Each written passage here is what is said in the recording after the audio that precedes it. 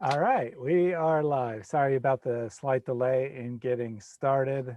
The YouTube page was not recognizing the stream from Zoom, so just reloaded the page and it worked fine. So I don't know if there's some congestion or whatnot, but we are live now. So thanks for joining us. Today we're going to be talking a little bit more about Bilal Phillips's Dawa manual. In the previous episodes on this manual, we've kind of looked at just an introduction to what Dawa is. We looked at how Bilal uses or redefines terms to try to get the result he wants, how he constantly throws in irrelevant material unrelated to what he's talking about, apparently just to give this subtle impression that, you know, all Christians are idiots and stuff like that. And then we looked at his section on how to do Dawa for Christians. We noted that there was not one positive argument for Islam in the entire section, that it was exclusively about trying to tear down Christian beliefs. And we definitely see this kind of behavior when we talk to Muslims online. So, you know, looking at this manual is kind of giving us a better understanding of the way Muslims think, and hopefully as a result is allowing people to craft their arguments to better reach Muslims. Today we're going to be looking at the final section of the Dawa manual, which is titled Difficult Questions While Doing Dawa. In this section, Bilal is going to look at some of the common things that critics of Islam always bring up, you know, Muhammad marrying a young child, and Islam allowing violence against, or encouraging violence even, against apostates, and other things along those lines. So before we get started, let me just open us in a quick word of prayer. Dear Heavenly Father, we thank you so much for this time together. We thank you for the technology that allows us to connect with fellow Christians as well as unbelievers around the world. Islam has lived in a bubble for most of its 1400-year history, and things are starting to change now. And we just are very thankful that we are alive at a time when we can actually do something to reach Muslims. We know that they are lost people. Most Muslims are very good people by the standards of human beings. So we don't want to hate them. In fact, if we did hate them, we wouldn't be trying to reach them. Instead, what we want to do is reach them, bring them to the truth, bring them out of the depraved religion, bring them out of the following a God who has inferior morals to their own, and ultimately to bring them all to you. So we just ask that you be with us today, that you guide our conversation, and that anyone listening approaches the subject material with an open mind. We ask all this in Jesus' name. Amen. So before we dive into the Dawa manual, I thought we'd give people a few minutes to show up by talking about our last video, which was Make Me a Muslim Day. I sent out an invitation to more than 100 different Muslims who had commented on my channel. I put invitations on various Muslim forums, and we did have a fair number of Muslims show up live. But unfortunately, none of them could even really attempt to formulate an argument for Islam. It's now been up about a week, and we're seeing the same thing in the comments. All we are seeing is anger and attempts to attack Christianity, attempts to change the subject, no arguments for Islam. Lloyd, why don't you tell us a little bit about your engagement in the comment section over the last few days? Yeah, I've been very, very active in the comment section. Those of you who know me probably realized just how active I am in the comments. And one of my favorite comments was from Yusuf yesterday, was, "I don't think with my brain." We screen capped these. These are gems. Yeah, one of the most intriguing discussions that I had during the entire week was with someone called Aiden, who claimed to be a Christian, but something like a Gnostic Christian. And he said that he was looking for the truth and he wanted to despite not being a Christian, despite not believing in the Trinity, not believing that Jesus was entirely divine, he wanted to minister to Christians and save them from sin. He didn't quite define what exactly the sin was. However, he gave away a few clues, and we were able to discern that he is a Muslim convert or revert, and he's actually active, or has been active, with a Dawah team at Speaker's Corner. So he was lying. Then I had another, and after 200 comments, when I started asking him about these very pointed questions, he deleted the entire thread. So, but he immediately tripped my instincts, my alarm, and so yeah, I knew that this guy was not being entirely honest. Then we had Yusuf, and Yusuf claimed to be a Quranist, and this is a very, very common tactic. Yusuf has claimed that 99.9% of all Muslims are not actually Muslims. They're deceived, they're lied to, that every single scholar and every single book outside of the Hanafi manuals apparently are false, are fabricated, that all Muslims are following the wrong religion, and that he can't tell me who is a good Muslim, but he is. That's one person out of 1.4 billion. And so every single reference, every single book, every single thing in Islam is apparently false. And so we've asked him, why don't you tell Islam QA? Because 400 million Muslims a month go to Islam QA for advice. And he says he tries to tell them, but they won't listen to him. I wonder why. So he says that these imams who go study for 7 years are learning falsehoods. So yeah, this is, I mean, but he first claimed to be a Quranist, that he only listened to the Quran, and it turned out he admitted he was not, because I asked him, where in the Quran do you find the instructions for properly performing the 5 daily prayers? And I asked him, where do you find the instructions for performing a wedding? Because they're not in the Quran. So he couldn't, and eventually had to admit, well, I do follow certain books, and yeah. They all said that they don't want you talking about these other books. They deny their own scriptures, which is disgusting. How do you deny your own books to defend them? How do you lie about your own religion to defend it? Yeah, and then, you refer to the famous Muslim scholars that he specifically said that he follows, and then, you point out that they believe in Sharia law and whatnot, and he's like, well, their books have been changed. So, I guess he alone, out of all the Muslims in the entire world, has figured out the truth. And, this is what we see in Islam. This is the only religion that I've ever encountered that people deny the truth of all of its scriptures, all of its holy sources, in order to try to prove that it's true. Whatever you don't like, oh, that's not a true thing. It doesn't matter if it's Hadith or Sharia or Sirah or even the Quran. If you don't like it, that's a mistranslation, that was changed, that's fake, liars made that, whatever. It's just really, really strange to me. What's crazy that these people will say, when, as you say, that all of these things are false. The Hadith, the biographies of Muhammad are all written by liars, and all of these are lies.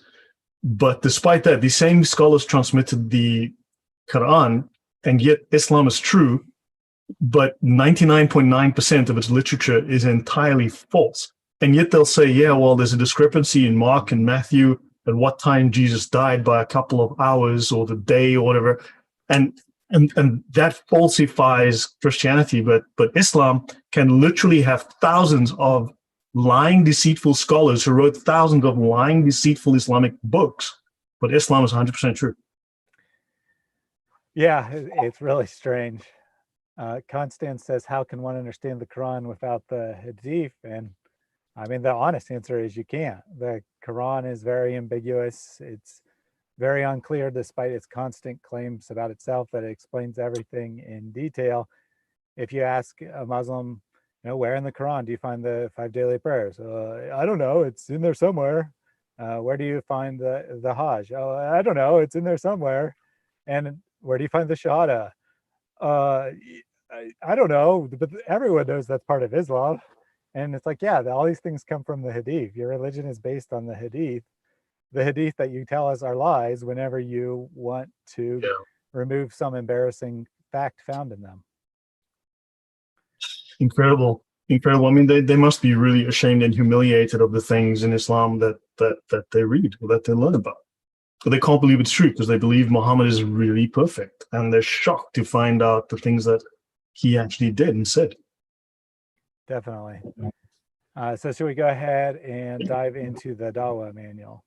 I will share my screen as long as that's enabled. Yep, I remember to enable it this time. So as I said, we've been going through Bilal Phillips's Dawa manual. If you didn't catch any of the previous parts, no worries. You're going to recognize today's material from, if you've had any conversations with Muslims, you'll know all about the types of excuses that Bilal gives today.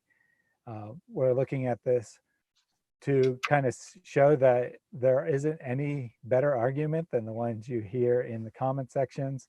You know, Bilal is an expert scholar on Islam, and he doesn't really have any better explanations. To his credit, he doesn't try to deny any of these things. He's not one of those people who says, oh, the hadith are fake. Aisha wasn't actually 9, she was 18. How do I know that? Well, I pulled it out of my ass, but it's still true because Islam is true, and I can't believe that Aisha could be 9. So he doesn't deny that she's 9, but he doesn't have any better excuses or reasons than we see in. But also, they won't engage with the content. I mean, I'll tell them, look, Aisha says, according to the finest scholar, the most famous scholar of Islam after Muhammad, which is Al-Ghazali, Aisha says that Muhammad pretended to be a prophet from Allah.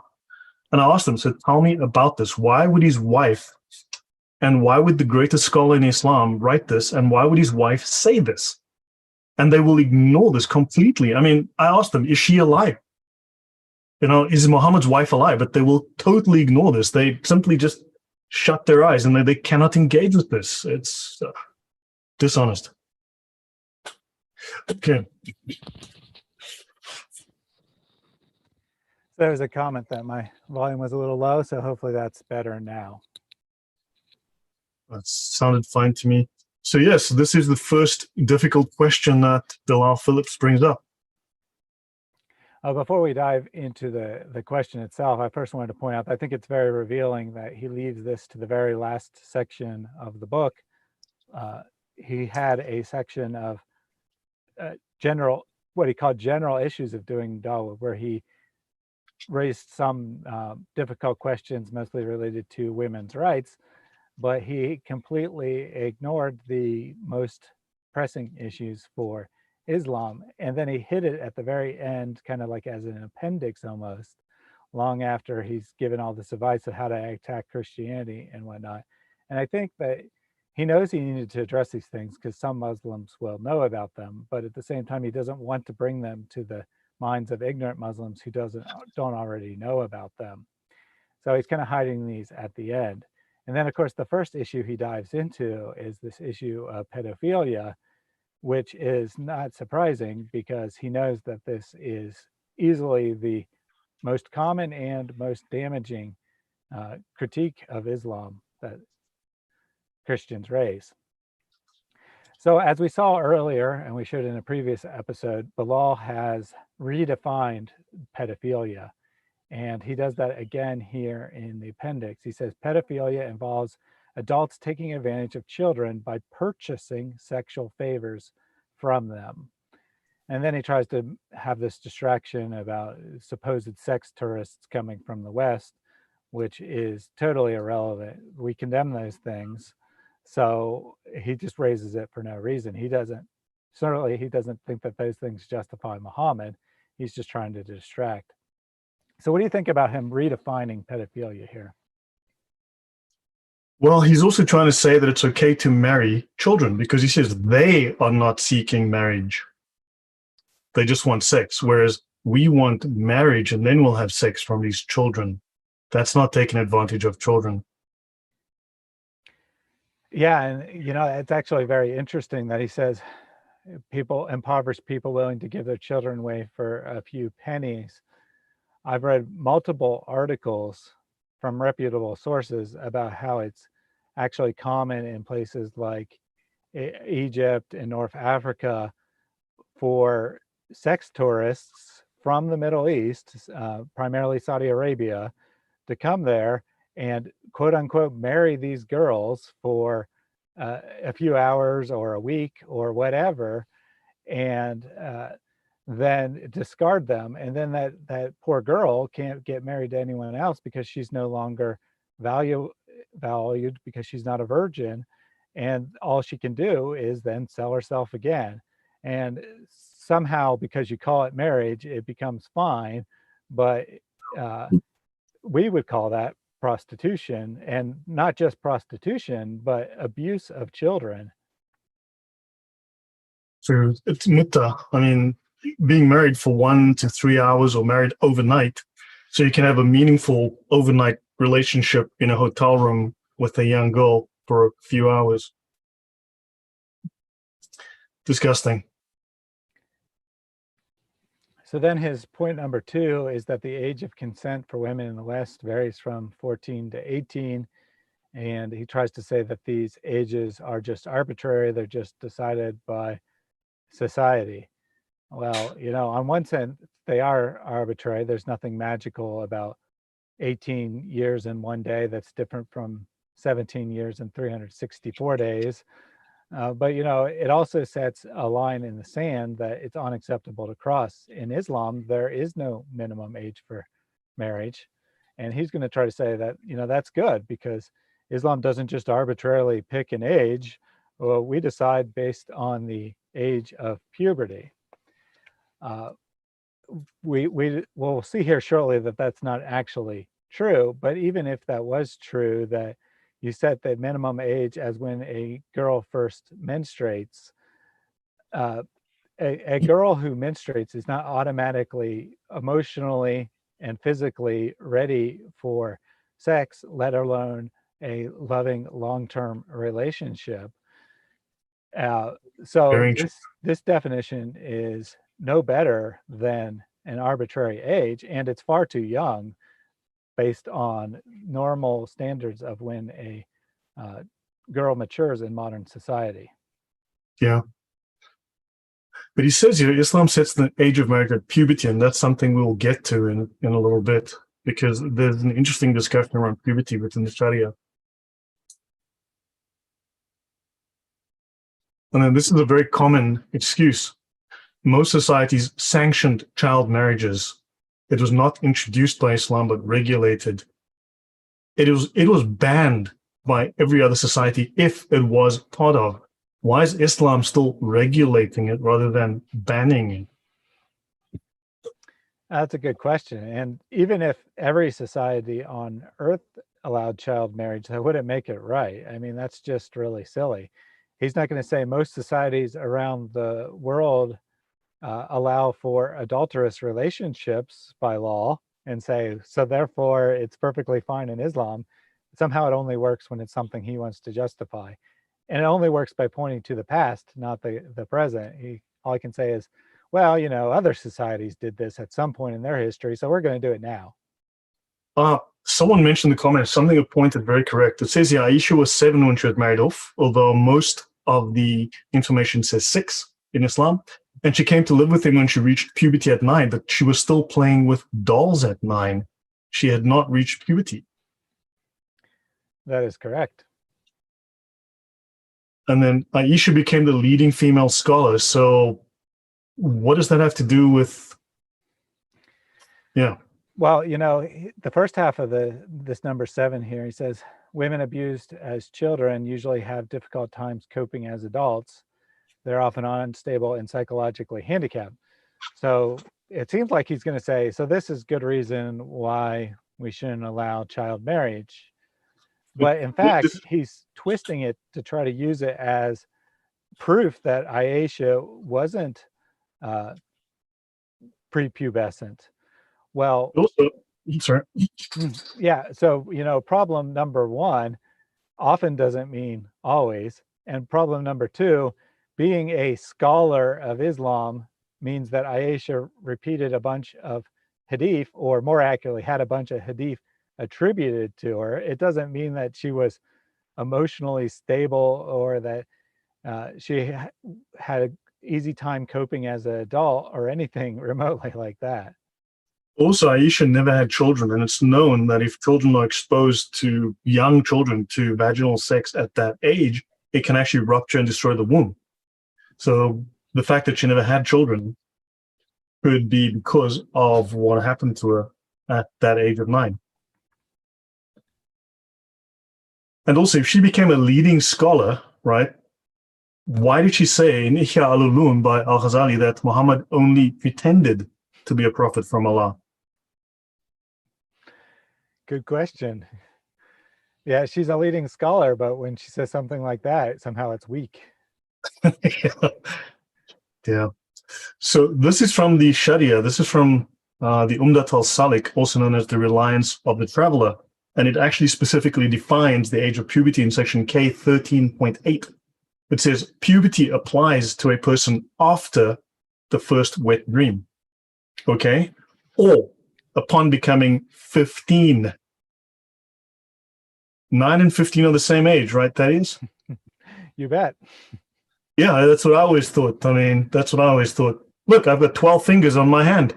Same thing. And then this is in lunar years, right? And then it says, or when a girl has her first menstrual period. Aisha hadn't had her first menstrual period yet. Or a fourth qualification, or pregnancy. So if she's 8 and she felt pregnant, well, hey, she it's puberty. She was clearly mature because, she felt pregnant. So therefore she didn't have a menstruation yet. She never had a wet dream. She wasn't 15, but I had sex with her. You picked the age and she had a baby. So whatever. Yeah, she was. What do you think of that, Thaddeus? I think that's just immoral. Well, yeah, I mean, the clear thing, well, I mean, there's a lot that could be said here, but one thing that we should note is that this implicitly means that you can start having sex with her before she reaches puberty, or she couldn't be getting pregnant and thus reaching puberty at that time.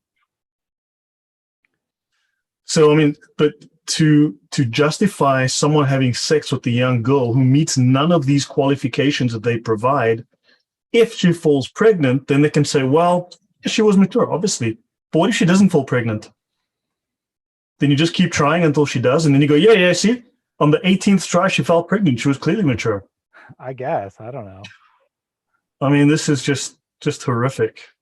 So yeah, so if Muslims want to tell you about pregnancy, ask them to define where is puberty defined. And well, here it is: wet dream, or 15, or menstruation. But yeah, I don't think that meets Western standards or even medical standards of what proper adulthood is. Yeah, and if we're going just from a medical definition, the start of puberty is the start of adolescence. The end of puberty is when you become an adult from a medical standpoint. Yeah, we're only legally adult at 18, and in fact, your proper adult only becomes a proper adult at about 25. That's when the brain finally forms. So, yeah. A couple of people were pointing out about how Aisha did not complain and such, and Farouk says, I think she had Stockholm syndrome. And that's a definite possibility that she was basically put in a situation where she had absolutely no choice but to obey Muhammad, and over time she developed a fondness for him because she was in a situation where that was the only coping mechanism she had available to her. Right. So next. Yeah, so this next difficult to explain fact is that beating your wife is permitted in Islam. And unlike most Muslims we see in the YouTube comments and whatnot, he does not try to deny this. He says flat out, Islamic law permits hitting wives. So kudos to him for being frank about what Islamic law what Islamic law allows. But then he's going to try to justify this. Point number one is that domestic violence is not unique to Muslim societies, which is quite true. However, he claims that in the West, the rate of domestic violence is higher, even though it's illegal for husbands to hit their wives. Ironically, this is going to contradict something he says later on about hand chopping, But for now, what do you think of this claim that domestic violence is not common in Muslim societies? Well, if it's legal in Islamic societies, why would they report it? Good point. Then it's acceptable. There's acceptable levels of violence, clearly. Yeah, and when we look at independent observers who like do a survey of the world on which countries are the worst for women's rights, Middle Eastern countries. or worst for violence against women or anything like that, usually like 9 out of the top 10 or 17 out of the top 20 or something like that are all Islamic countries. And I don't think that that is coincidence. Well, of the 15 worst countries for women, actually, I'm just going to pull this over. These are the 15 worst countries for women. It's just showing up. So this is Yemen, Pakistan, Syria, Chad, Iran, Jordan, Morocco, Lebanon, Egypt, Mali, Oman, Saudi Arabia, Ivory Coast, Mauritania, and Guinea. And they're every single one an Islamic country or Islamic majority country. So there you go, 15 out of the top 15 according to this particular survey. Yeah, that really doesn't help their case.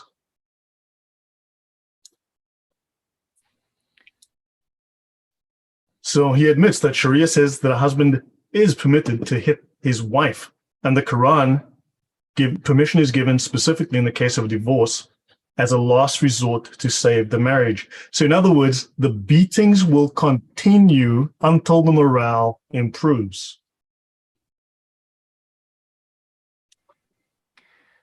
Yeah, and he's kind of just making this up here. The Quran says nothing about divorce anyway. It just says if you fear disobedience, they don't even have to be disobedient. You just have to fear that they're going to be. Yeah, in the case of rebellious and unjustly, he speaks of in the case of a rebellious and unjustly disobedient, but it simply does say where you fear it. And it says very clearly, you can use it to bring her back in line. He is allowed to hit her. Notice he doesn't seem to specify exactly. And he says here, if they disobey you. And the Quran doesn't say that. It says, if you fear disobedience. Yeah, Allah has done something pretty deceptive there. If you want to go back to that slide real quick. He mentions the Quran verse. He says, Allah stated in the Quran, gives the reference 434 there. But then without any warning, he just goes into the Prophet also said, and then he quotes a hadith, which makes it look like that's what the Quran teaches. But in fact, that is not what the Quran teaches. The Quran specifically says, if you fear disobedience, then discipline women in the following ways, including beating them. Right. Yeah, so he's allowed to hit us. So let's see what the Quran says in this case. This is from Sahih International. Men are in charge of women. We're the feminists on that. But those wives from whom you fear arrogance, advise them, forsake them in bed, and then strike them. And I want to point out that the translator has added these words first, then, finally. In fact, it's actually just a list. There is no progression in the actual Arabic. It's just a list of things you can do. Even critics of Islam usually grant that this is a progression, but in fact, it looks like to me that the Quran actually just says these are your options. You can advise them, you can deny them sex, or you can hit them. Your choice, whichever you think is best. Yeah. And then, so I've got 10 slides here, which I'll try not to spend too much time on, but these are authentic references from Islamic Sharia and other sources which discuss Muhammad's and his companions' treatment of women, including Aisha, his child bride. It says here, the Prophet said, a man will not be asked why he beat his wife. Do you think that's clear as mud, Thaddeus? Yeah. So if you beat your wife, no one's going to ask. So a man will not be asked. This is what the Prophet Muhammad said. And these are all the references here. So if you need to look at the video, these are multiple references and a link to it if you want to have a look later. So make a note of that. Then Iyas ibn Abdullah reported the messenger of Allah saying, "Do not beat Allah's handmaidens." But when Umar came to the messenger and said, "Women have become emboldened towards their husbands," the Prophet gave permission to beat them. So Muhammad gave permission to beat wives who become emboldened. And then the women afterwards came round to the messenger of Allah's family complaining about their husbands. So the Prophet said, women have gone round Muhammad's family complaining against their husbands. These are not the best among you. In other words, women who complain about their husbands beating them are not good women. Ridiculous. Do you think that's an accurate, what I've just interpreted there from that? Oh, yeah. I mean, I think that's what the Hadith definitely says. I was just commenting on the morals of it. Yeah, let's look at the next one. So Muhammad beats Aisha, his wife, his young child bride, his 6-year-old child bride. He struck me on the chest, which caused me pain. And he then said, "Did you think that Allah and his apostle would deal unjustly with you?" In other words, he's saying that hitting her was just. And that's Sahih Muslim, book 4, hadith number 2127. And do note that in many, many translations, it is translated as he nudged her on the chest or he pushed her. Yeah, push is the one I usually hear Muslims try to say. And, you know, whatever this action was, whether it was, you know, 2 hands shove or if it was a 1-hand slap or whatnot, the point is that it caused her pain. A nudge does not cause someone pain. Yeah. But he called it just. He said that it was just. So next, in At-Tabari, volume 9, page 113, Allah permits you shut them in separate rooms and to beat them. And he says, treat women well, for they are like domestic animals. Allah has made the enjoyment of their bodies lawful. Women are for sex, obviously. Yeah, and he's saying, you know, he does say, but don't treat them too severely, just like you wouldn't treat your cattle too severely. You don't want to beat your animals, then that'll reduce their usefulness and their value.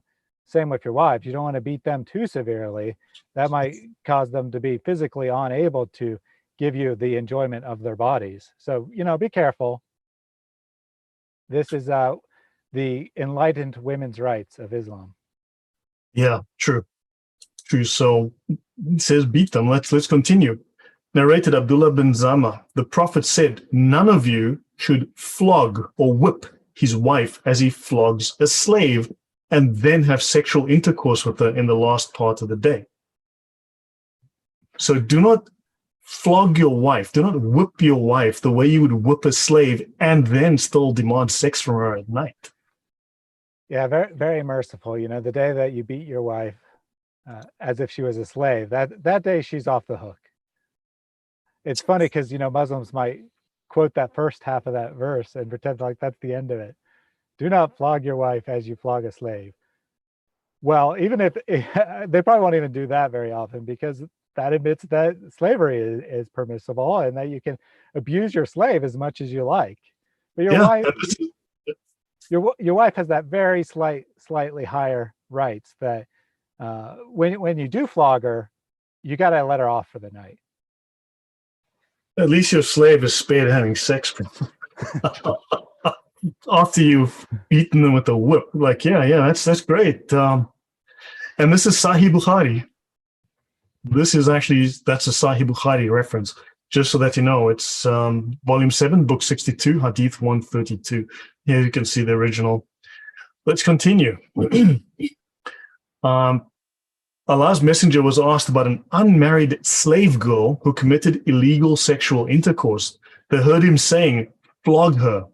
And if she commits illegal sexual intercourse after that, flog her again. And on the 3rd or 4th offense, sell her. Just thought I'd put that there for reference. Little fun fact. So Muhammad allowed flogging of women and slave women for that matter. And in fact, if you read some of the other versions or variants of this particular hadith, you can sell her for as little as the cost of, I don't know, you said something like a comb for your hair. So you can sell her extremely cheaply. Now we go to the, this is the Minhaj at Taliban, right? Taliban, in this chapter called Disobedience of Wives. It's page 318. At the first indication of disobedience to marital authority, a wife should be exhorted by a husband without his immediately breaking off relations with her. When she manifests disobedience, though isolated, right, which leaves no doubt as to her intentions, right, he should repeat his exhortations, confine her to a chamber, but without striking her. He may have recourse to blows, even where disobedience is manifested by a single or an isolated act. So you can hit her, even if she does one thing out of line. Only when there are repeated acts of disobedience may a husband inflict corporal chastisement. This would mean hit her with a stick or hit her with a whip, but you can hit her with your fists if she does one thing out of line. This is a Sharia manual by Nawawi. And really, I mean, they're getting that straight from the Quran, basically. So we can't even say that this is the sick opinion of this author. It's basically just telling you exactly what the Quran says. Yeah, I mean, this is an authoritative Sharia manual. This is from one of the top scholars of Islam. Now let's look at the reliance of the traveler. Section M, 10.12, dealing with rebellious wife. When a husband notices signs of rebelliousness, right, he may hit her, right? So you should keep from her without keeping from her or hitting her, for it may be that she has an excuse, right? So don't just immediately reach out and hit her, right? But you must tell her, obeying me is religiously obligatory. You have to obey me. It is obligatory religiously that you obey me, right? If she commits rebelliousness, he keeps from sleeping with her and having sex with her without words, and he may hit her, right? He may hit her whether she's rebellious only once.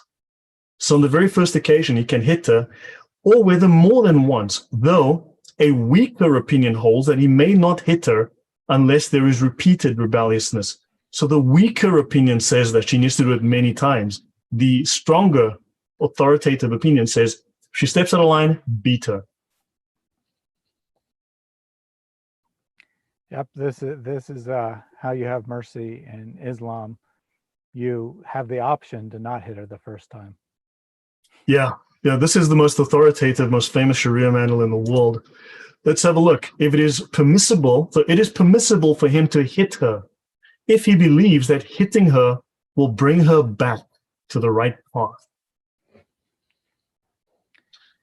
Well, there you go. All he needs to do is believe that it will work. You know, I'm sure that every committer of domestic violence in history has thought that beating their girlfriend or wife would cause her to start obeying. So according to Islam, that is perfectly legitimate behavior. Yeah, and then the Prophet said, right? So here, there's an argument between Aisha and her father. She says something about Muhammad, and Abu Bakr gave her such a slap that blood began to ooze from her mouth, right? So Muhammad's companion beats Aisha such that blood oozes from her mouth, and Muhammad did nothing. There's more than one reference like this. There's more than one where she gets hit in Muhammad's presence and he does nothing. And then a woman came to Muhammad and begged him to stop her husband from beating her. Her skin was bruised so badly that it is described as being greener than the green veil she was wearing. Muhammad did not admonish her husband, instead ordered her to return to her husband and submit to his sexual desires. Sahih Bukhari. Yeah, it's hard to keep commenting on these things. They're just also depraved. I mean, this removes any possible excuse of it being like discipline. Clearly, this woman has been severely beaten if her skin is changing colors. And Muhammad's like, nope, go back to your husband, fulfill his desires. Yeah, clearly. And so that I just thought I don't know how these Muslims excuse it. They say, no, there's no such thing, but Bilal Phillips is saying it. Then they'll say, well, he's a liar. okay, so he's lying to thousands, maybe millions of Muslims. I mean, yeah, but that's okay because you're wrong. You lying Thaddeus and Lloyd. Yeah. Next one, chopping off Yeah, heads and hands. we read Sahih Bukhari and we're liars. A mom tells them that nope, Islam doesn't permit that, gives no source whatsoever. They want to believe it, so that must be true. Before we go on to another issue, there was a couple comments in the chat on women's rights. Tatunin asks, how can women in Islam get a divorce? I heard bad sex or impotency is a good enough reason, or violence against her, but is this also lies?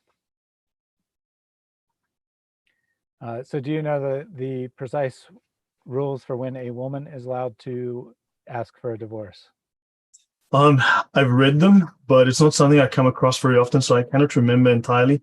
There is one circumstance where a woman can request for a divorce. I think that is if she's getting no sex from her husband. She can then file for and receive a divorce. And there may be another circumstance, but generally speaking, she's entirely at a disadvantage legally. I'd have to look at the actual references. I don't want to speak from memory and be wrong.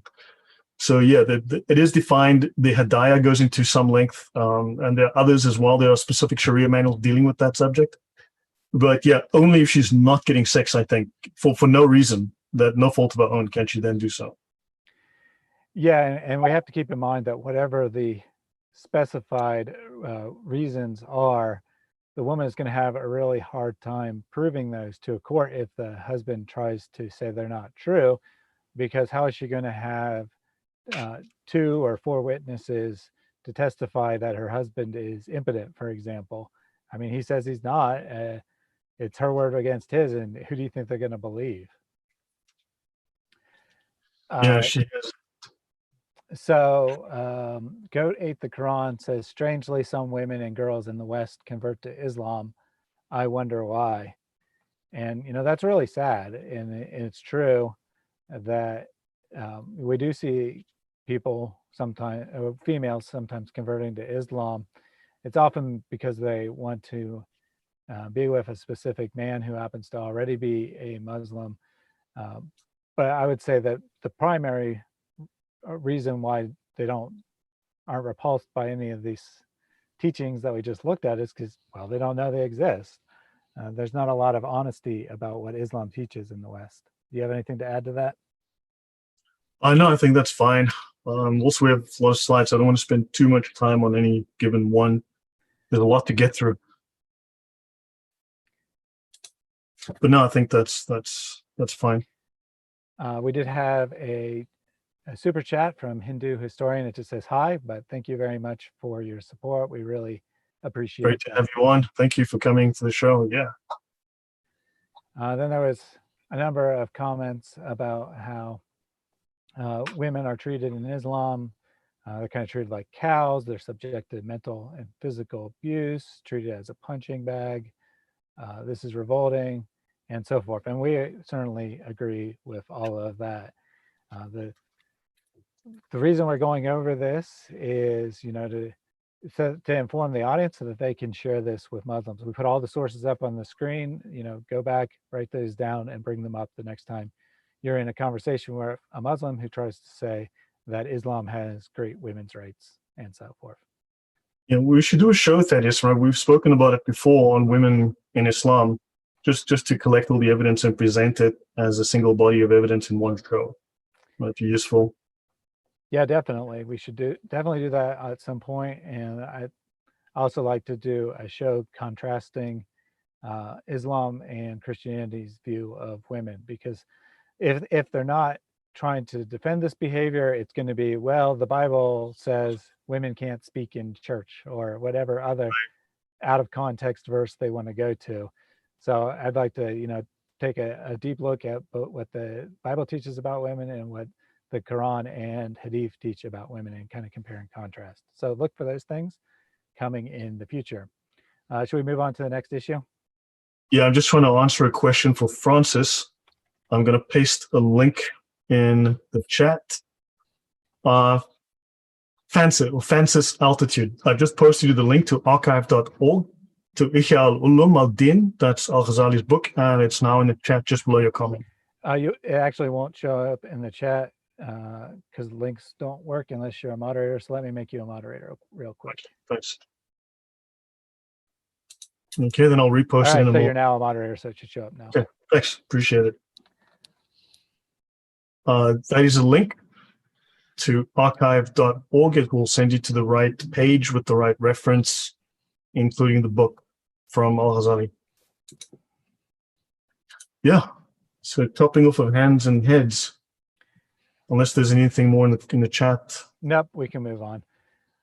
So remember a little while ago, he said that domestic violence in the West is higher, even though it's illegal. Well, he's now going to try to say that theft is lower in the Middle East because of this law. So he's kind of contradicting himself here by saying that on one hand saying laws don't cause people to behave well, and here saying they do. But once again, to his credit, he doesn't try to deny that the Muslim law allows for people to have their hands chopped off for stealing, and also allows stoning to death for certain crimes. He says that Muslim application of criminal law is often described as medieval draconian law. The application of capital punishment has been banned by the UN and ECC. And he is quite right, of course. That is how we would describe his laws, because that is an accurate description of Islam. I mean, they are crimes against humanity according to international law.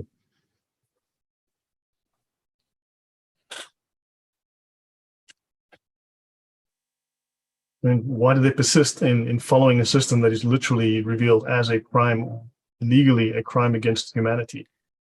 Cruel and unusual punishment. And of course, the reason is because the all-wise, all-merciful God, Allah, revealed these things in his sacred text. That is why they will support them, even though common sense tells us that they are inhumane. Yeah, I find it odd that when they speak of the Sunnah, they only refer to the Hadith and always ignore the Sirah, because the Sunnah refers to both. Mm-hmm. The example of Muhammad is found, and in fact, the Hadith don't contain dating. The Hadith don't contain any references to dates. There's no chronology. So the Sirah is needed to place it within a chronological context. So why do they always ignore the Sirah, which is actually critical to Islam? Mm-hmm. So we see here that punishments described by God in a revealed text of the Quran. There are 6 serious offenses, which are drinking alcohol, theft, armed robbery, illicit sex, which he seems to define as homosexuality, pedophilia, or bestiality. I think would usually include any form of adultery or extramarital sex. Sexual slander and apostasy are the 6 serious crimes. He said also, that, well, go ahead. No, Islam also prioritizes punishment. It doesn't discuss rehabilitation. It really speaks of punishment and threats of punishment as the main way it deals with this. Yes, absolutely. And he's actually, I don't know if we put that in the slide or not, but he actually kind of made fun of the idea of rehabilitation in his Dawah manual. We're not covering every single point. We're just kind of hitting on the highlights, but he did make fun of the idea that you could rehabilitate a criminal, which is pretty interesting, that he thinks that that's impossible. Yeah, and you cannot lighten the punishment. Crazy. You have to do exactly what Allah said, and I'll get more into that a little bit later. Cannot be pardoned. Wow. Yep. No mercy, no looking at circumstances, nothing. It's just, you did something that Allah doesn't like, you're going to get the punishment Allah prescribes.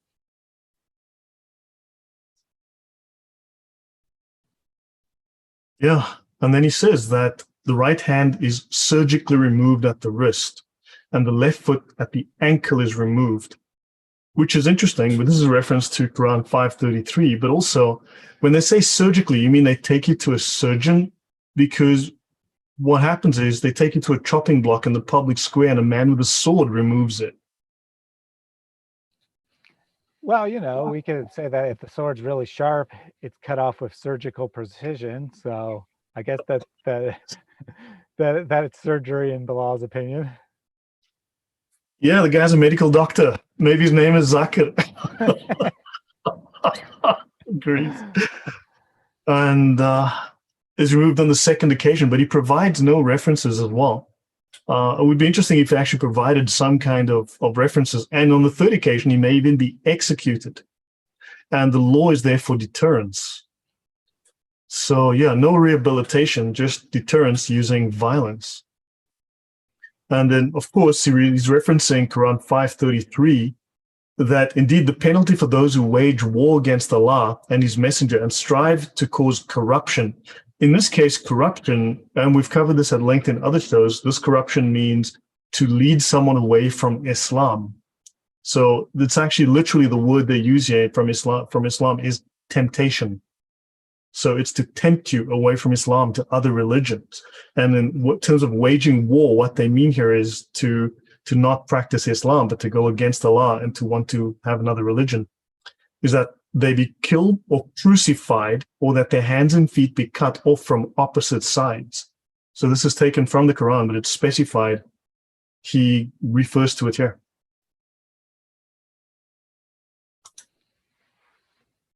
Any thoughts from you, Thaddeus? Nope, I think you got that covered pretty clearly. You can't really come up with any justification for this other than Allah said so. But if we're trying to decide whether Allah is actually a just and merciful God, then we kind of need some more standard than Allah said to do it. Yeah, and then hudud punishments, retribution is obvious from the severity. So this is retribution against you, defying Allah. I guess. In retaliatory punishment, there is life for you. Hey, we've taken off your hand and opposite foot, and there's life for you in that. So that you fear God. Like, okay, so God will punish you through,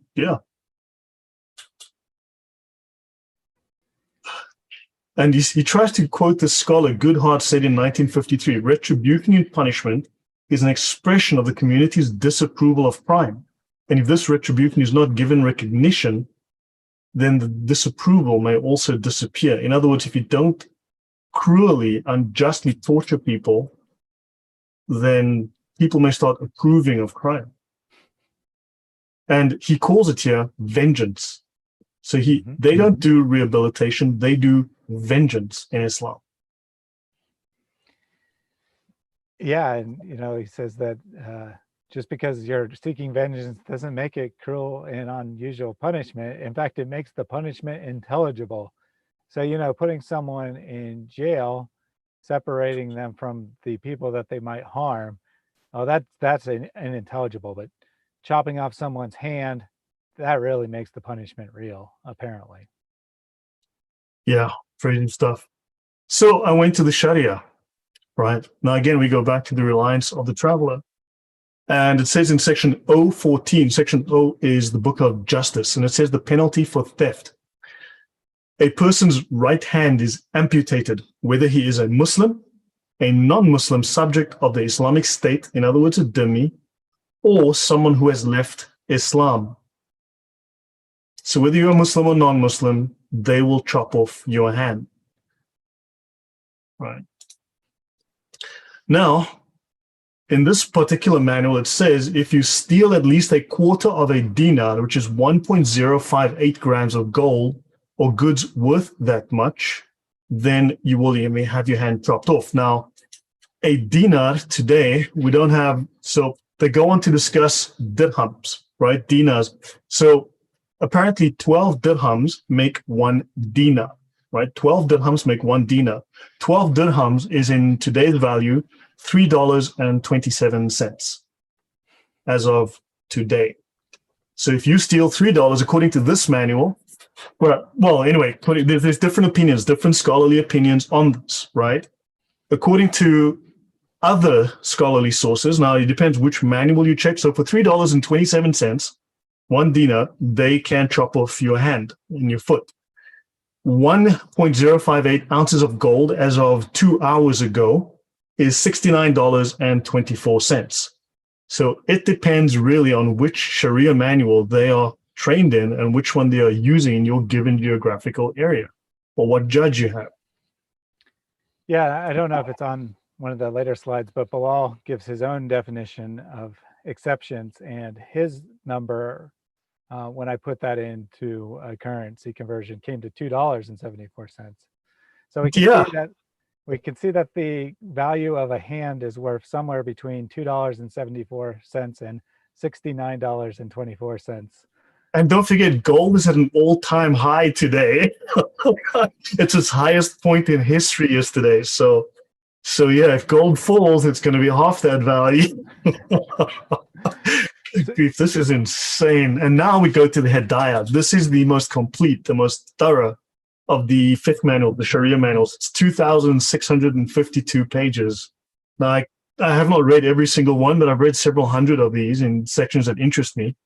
And they speak here, starting on page 82, they speak of thefts which require amputation, and it goes up to page 126. Right? So here you can get over 40 pages of information about cutting off people's hands. In this case, from page 82 to 98, you've got 16 pages of slicing off of people's hands. Of course, it goes into 107 on the manner of cutting off of the limb. So yeah, you got 40 something pages of slicing off limbs in the Sharia. Right, let's continue. So they speak here of concerning the amount of the value, there are various opinions. Okay, the argument of Malik and Shafi, and these are the founders of the Shafi and Maliki school of jurisprudence, right, of fiqh in Islam, is that in the time of the Prophet, amputation was inflicted for the theft of any article of the value of a shield. Now, the lowest value of a shield is 3 dirhams. So 3 dirhams is less than $1. It's 80 US cents. Okay. So yeah. So in other words, you could steal 80 US cents worth of goods and have a limb amputated. Does that? Yeah. So there we go. Different number, Thaddeus. yep. So, there's some variation on the exact minimum dollar of property, but even if we go with the highest value with gold at an all-time high, it's like $70. That's like not even remotely a serious crime in any reasonable society, in my opinion. In the United States, felony theft is something like $2,000 minimum or something. Anything less than that is a misdemeanor. There's still a penalty, but it's much less severe than jail time. Uh, I know that in my particular state, when I last worked at a retail store, I know this because the security guards told us in the introduction that if you're caught shoplifting, the penalty is like 3 times the value of the goods, or a minimum of $300. So you steal a candy bar worth $1, that's a $300 fine. You steal, something worth 100, or let's say $200, it's a $600 fine. But as long as you're not reaching that felony level, it's just a fine. And of course, it goes on your record, and if you continue to steal, then the penalties get more severe. But the point here is that Islam has no differentiation. You steal something worth $5, you steal something worth $50,000, it's exactly the same crime, which is kind of defying common sense. Our friend, Yeah. inspired by Sheikh Ahmed Didat, is in the chat today. He said, "This is our opinions." Well, first he says, yes, that's the punishment, thumbs up. So he's approving of hand chopping. And then you're right, he did say that that's just your opinion. You can't prove that Islam is false. So I want you to put in the chat that you agree with Islam, that it's completely just for chopping off someone's hand for stealing something that costs $3. And I want you to say those exact words, or else you are just giving us your opinion and not supporting what Sharia law actually states. You can't, your opinion can't disprove Islam, just so you know. I can see a lot, only give your opinions. We're reading from your top Sharia manuals from your best scholars, but yeah, it's our opinions. That is insane. This guy is like lost, seriously lost. I'm not ashamed of the Islamic law, so I have nothing to apologize for. So Didat, so you are going to happily beat your wife because Sharia law allows it, Allah allows it, and Muhammad beat his wife. So yeah, that's great. I'm sure your wife's really, really excited about that. That's great. Something to look forward to. You know, hopefully you'll have good medical care. All right. So he did say, if that's the law, presumably referring to my $3 comment, then I totally agree. So there you go. He doesn't want to use his own brain to decide whether something's just or not. He's just going to do it because someone told him that Allah wants it that way. And that's that. For everyone Yeah. else, for the other 99.9% of the world who actually want to use their brain, they will look at this and reach the same conclusion that we are, that it is insane to cut someone's hands Didat off. just said that he never hit her and she said it herself. We just read. We should do a show on this. He never hit her. She said it herself. He actually blatantly will lie in the face of the evidence from Aisha herself, from Islamic text. Crazy. To his credit, he probably wasn't in the chat yet when we read that. So maybe he just is ignorant of his sources as usual, and we'll have to educate him. And then tomorrow he'll come back and be like, of course you're allowed to beat your wife in Islam. I know that, and I support it 100%. Yeah. Aisha was beaten so that blood came out of her mouth. And like, yeah, inspirational. So basically they speak of there's no amputation for less than a dinar or less than 10 dirhams, which is roughly $3. Right, just under $3 or whatever, and this is the most approved doctrine.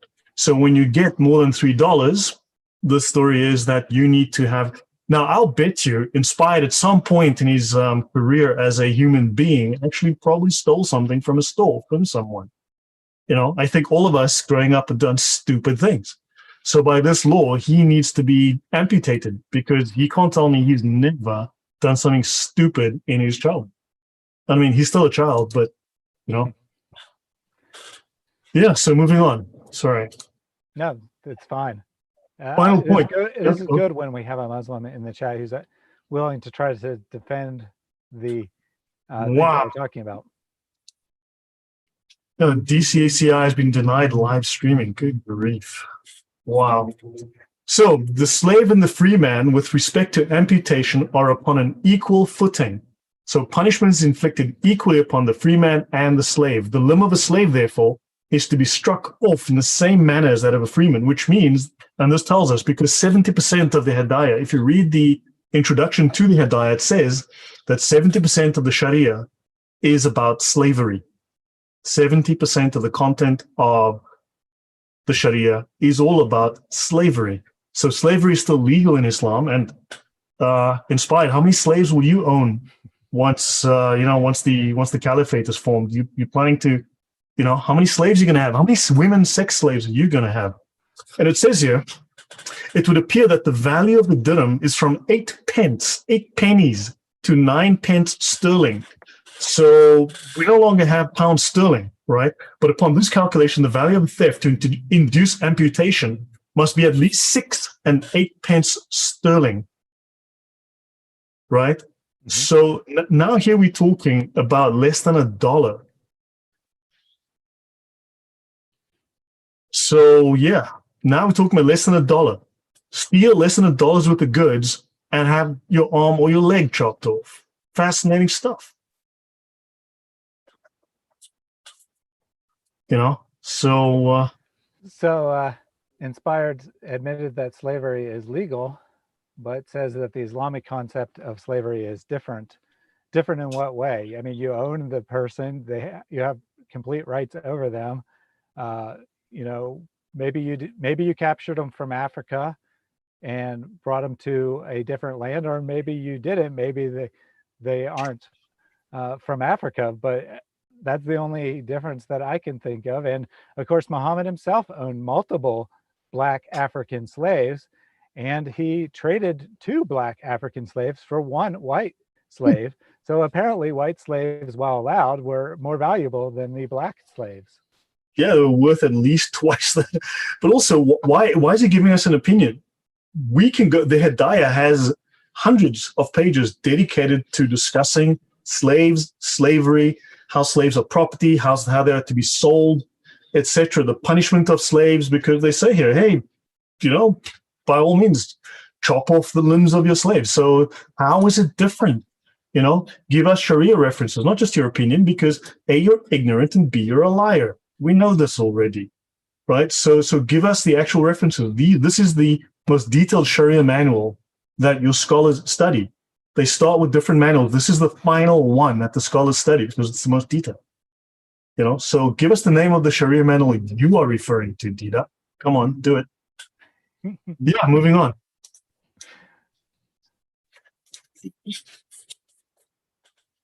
I'll let you go with the start of this again. Yep. The slide hasn't popped up yet on my end. Oh, okay. So okay, there. Okay, it has now. Sometimes there's a delay, sometimes it's instant. I don't know why. Anyway, so the next thing that he wants to talk about is Muslims' opinion about personal freedoms, including sexual freedoms. So he says, adultery and fornication have been decriminalized in the West due to the rapidly changing moral standards. Well, first of all, that is kind of irrelevant. It doesn't really matter what the Western opinion is. We're talking about what's right here. As usual, he wants to distract by the West. And second of all, it's not really true. I know of very few, if any, countries that had laws against adultery, at least that have severe punishments. There might be a law such that if someone commits adultery, then their spouse is allowed to divorce them, which is in some sense a law against adultery. But I don't recall any Western country or otherwise ever having a law that if someone was caught in adultery, they were stoned to death. So then he tries to give some excuses, saying that laws are based on morality, and that the Western principle of morality has changed, so that's why the laws are changing. However, it's different in Islam apparently, because Islam holds that adultery and fornication are crimes against society when they become public knowledge. And how did they become public knowledge exactly? Oh, right, because the state is spying on everything you do.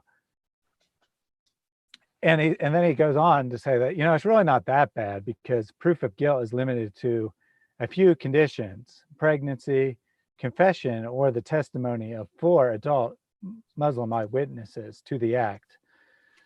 So basically, in practicality, no one's going to be coming to confess. You're probably not going to be having sex in front of 4 other adults. So basically, it's limited to pregnancy. In other words, only women can be convicted of these crimes.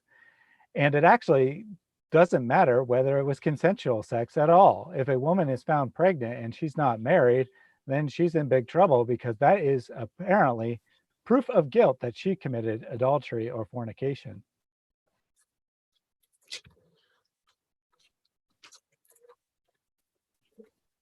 sorry, I'm just chatting with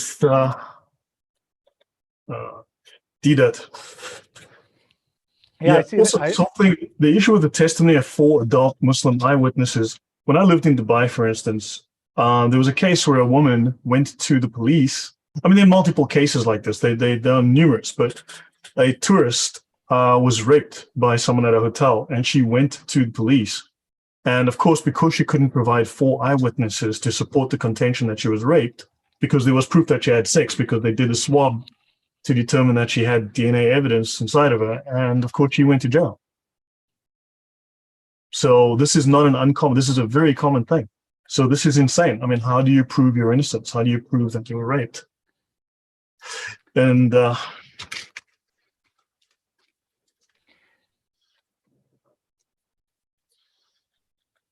So Dida is trying to claim that Muhammad never hit Aisha, and he is citing Sahih Muslim.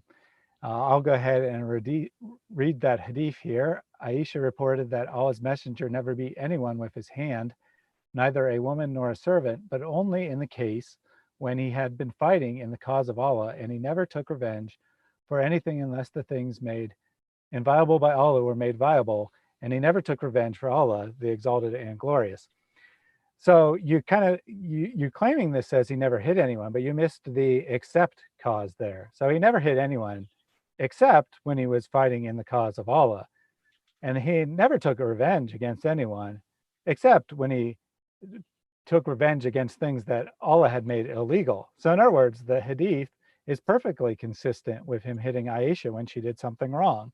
He never hit anyone unless they did something wrong. Aisha did something wrong, he hit her. You have failed to prove your case. And additionally, even if it said they had never hit anyone, how do you know that this wasn't written before he hit Aisha? Are you saying that this one is Aisha saying something true and the other is her saying something false?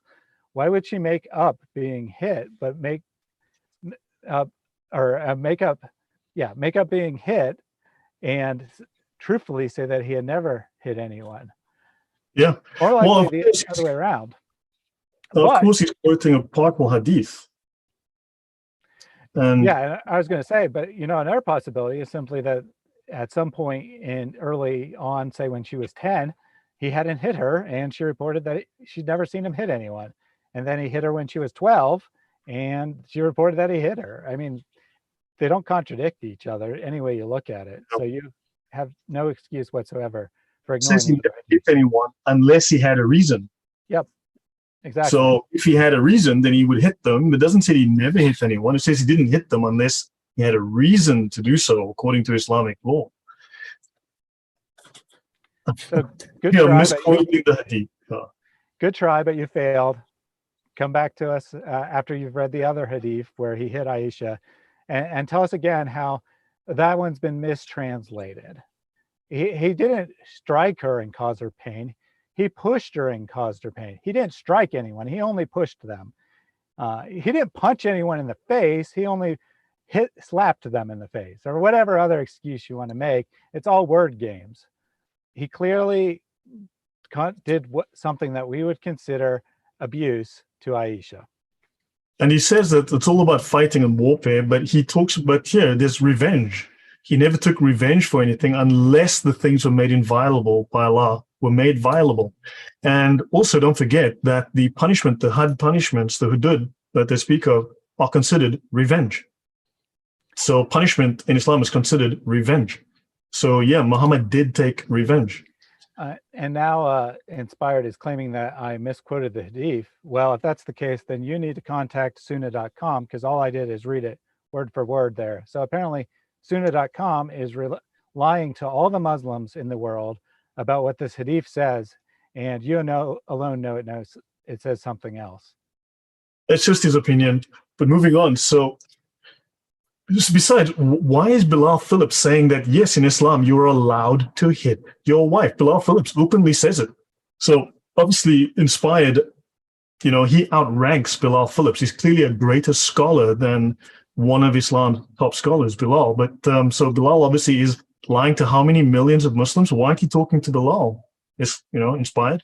Why aren't you telling Sunnah.com? Why aren't you telling Islam QA that they're lying to 400 million Muslims a month? This is scary. You have the truth. You have the answer. You need to go and tell them. But yeah, so the goal of such punishments is the protection of the family structure, right? And in fact, once adultery and fornication became decriminalized in the 60s, wife-swapping parties and orgies became countrywide rages. Since that period, such practices have entered mainstream behavior at parties and no longer cause any surprise. So apparently, I've never been to such a party. I'd love to know how often these things are supposed to be happening because, but this is the opinion of Bilal Phillips. Yeah, he does this a lot. He has these really bizarre and grotesque pictures of the West. We saw it in a previous one where he claimed that he went to a church, didn't know what they taught, and it turned out to be a gay organization, which he brought up that story for apparently no reason other than to give the subtle impression that there are gay Christian churches out there. This time he's saying, well, there's wife swapping parties and orgies going on all around the country. Everyone does these things in the West. And it's like, no, you're just making stuff up. He says that the Bible specifically allows cutting off your wife's arm. But the Bible is a legal book that I wasn't aware of that. But yeah, fine. Yeah, so Bilal makes lots of these slanderous statements. But notice that, of course, we have from At-Tabari in the Last Years of the Prophet, volume 9, page 139, in terms of, it does tell us that Muhammad, the Prophet, is a womanizer. So just out of interest. So this woman gives herself in marriage to Muhammad, and then when she tells people that he had married her, her family says, "What a bad thing you have done. You are a self-respecting woman, but the Prophet is a womanizer. Get an annulment." She went back and asked him to revoke the marriage, and he complied. So this is Muhammad's view of women. This is what people thought of Muhammad and women, that he was a womanizer. So if Muhammad is a womanizer, how is there this idea of Islam is entirely, just you got to comport yourself with women and so on, but he was a womanizer. He is the example for all Muslims. And it says here, Muhammad's a womanizer.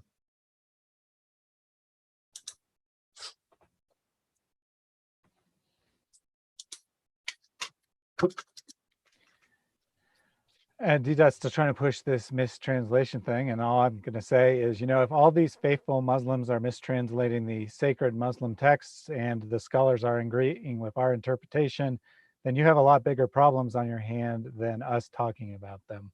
Apparently, Muslims around the world who go to school for years to learn the core teachings of Islam so they can teach them to others are all being lied to and taught untrue things. And we're the evil people for repeating those things. Yeah, yes, the same old excuses. Same old excuses. He'll just continue lying. So yeah. Homosexuality.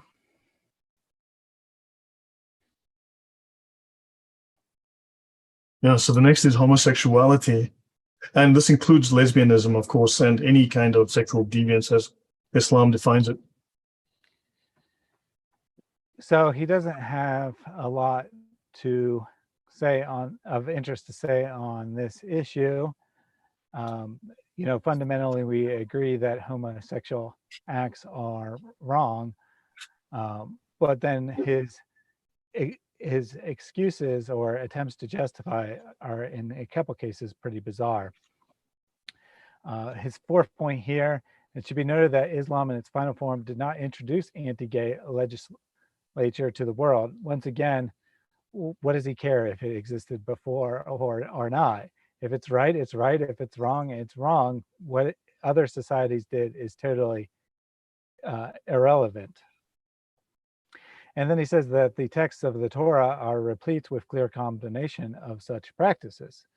That is correct. However, I do not recall any Christian or a Jewish country that decided that we should throw homosexuals off the top of the tallest building just because of these acts. And then on his sixth point here, he says that Islam considers homosexuality to be the result of a choice. It is inconceivable that God made people homosexuals, then declared it a crime. That's very interesting because, let's apply that logic to women. It's inconceivable that God created people women and then gave them less rights just because they are women. Exact same logic, somehow that doesn't seem to work.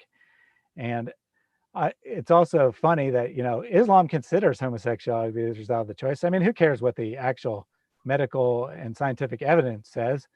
Islam considers it that way, so it must be true. We don't need to look at any evidence. That's just the way it must be. But then building on this idea, he goes into some really, he kind of almost contradicts himself because he says, that God wouldn't have done this so clearly it's people's free choice. But then he says, well, humans can have inclinations from all kinds of natural and non-natural things. And these inclinations may come from jinn or media or human whispering or direct contact. So in the end, he's kind of saying, maybe they really don't have a choice. Maybe people really are inclined towards homosexual acts, but it's not Allah's fault. It's those jinn that apparently are more powerful than Allah. Yeah, yeah. And Inspired agrees that they should be thrown from buildings for their actions. That homosexuals need to be killed, murdered for being homosexuals, as he states in the comments. Yeah, and that, well, he doesn't have a lot of a choice. That's what Islam teaches, and he just wants to hear and obey whatever Islam teaches. So if it said that whatever nationality he happens to be, if everyone born of that nationality had to be killed, he'd say, yep, I agree. That's what Islam teaches. I'm not allowed to think for myself. Islam doesn't allow me to think, so I just got to support it. Yeah. And yeah, and then go ahead.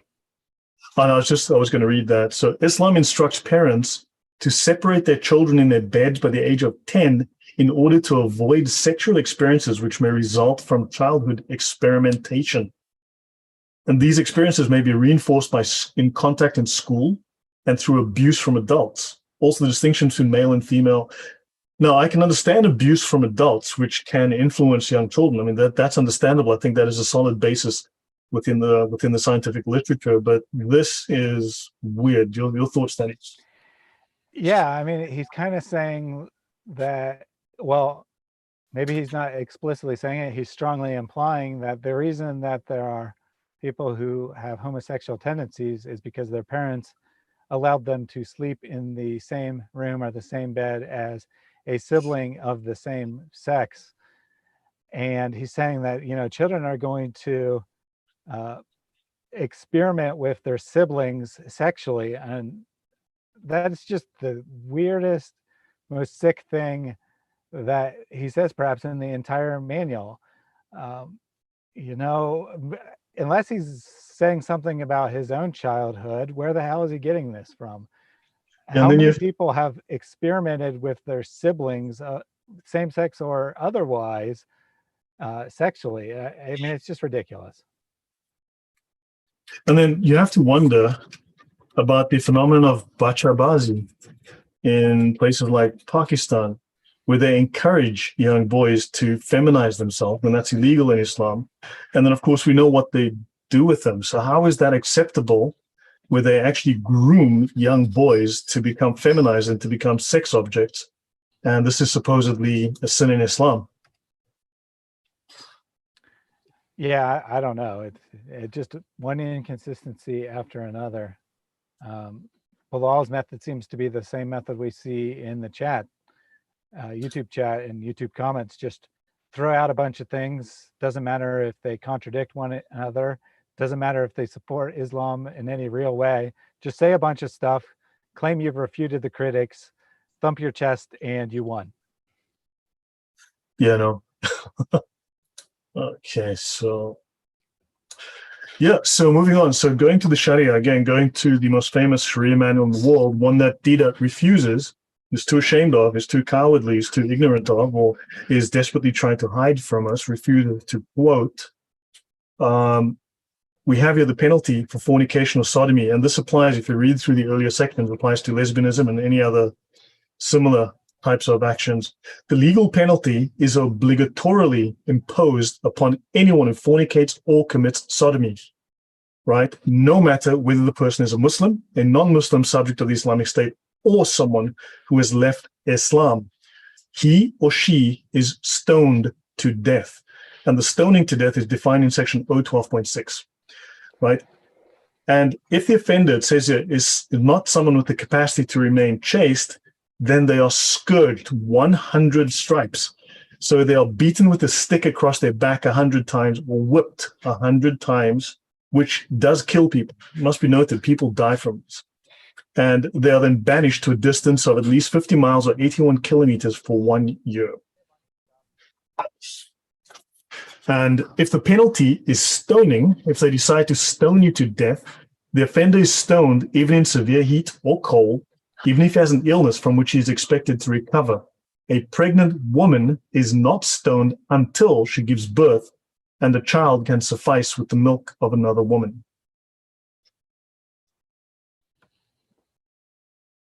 Well, there you go. Thoughts on that? Yeah, it's I mean, it's pretty black and white here. The Bilal kind of dances around the issue, inspired by D. Dot's not trying to dance around the issue.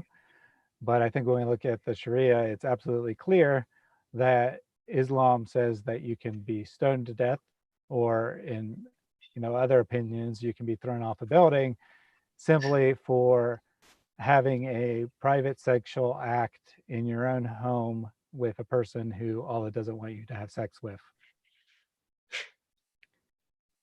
And certainly we're not saying that these things are moral, but there's a difference between what is moral and what needs to be punished by society. We all commit many immoral acts every day. We don't all commit homosexuality, but we do all commit immoral acts of one form or another. And if the state is going around punishing everyone for everything they did, putting them to death, then we'll all be put to death, and we'll never have a chance to repent from our sinful ways and go a different path. Yeah.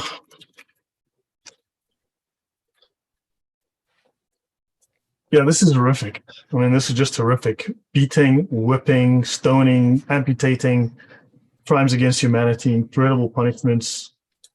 So Didat says he believes everything in the Sharia. He is proud of everything in the Sharia.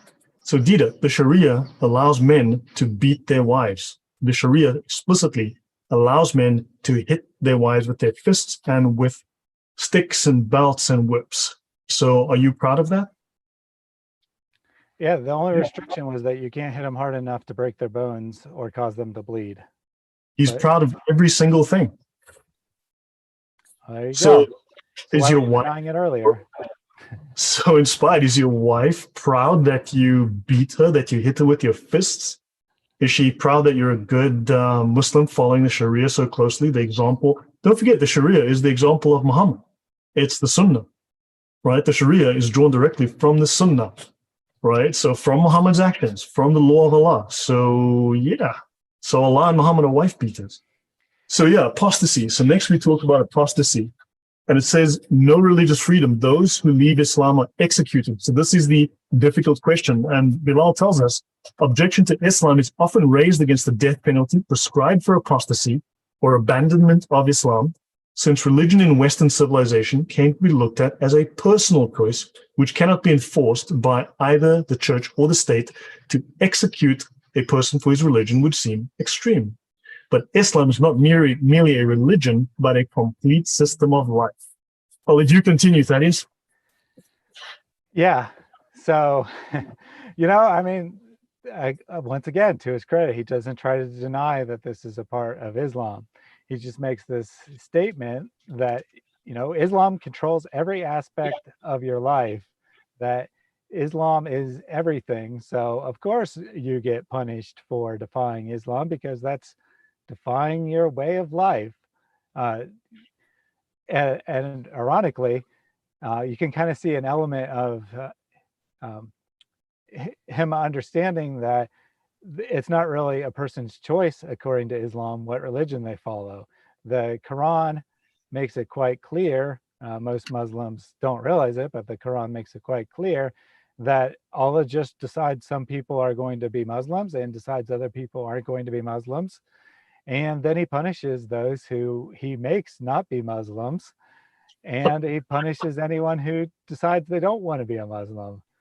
So makes all this happen. It's not a personal choice. You don't have any choice whether you want to be a Muslim or not, and therefore it's perfectly okay to execute someone for leaving Islam, because I guess they didn't really have a choice in the first place.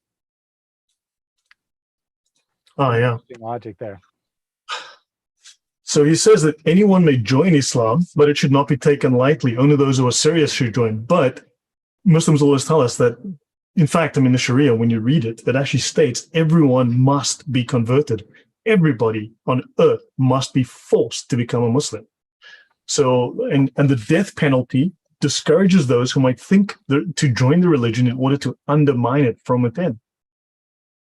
So the apostasy law was first instituted to stop the undermining of the state. In other words, Islam is a political system. Yeah, this statement is really interesting here, that the death penalty discourages those who think to join the religion in order to undermine it from within.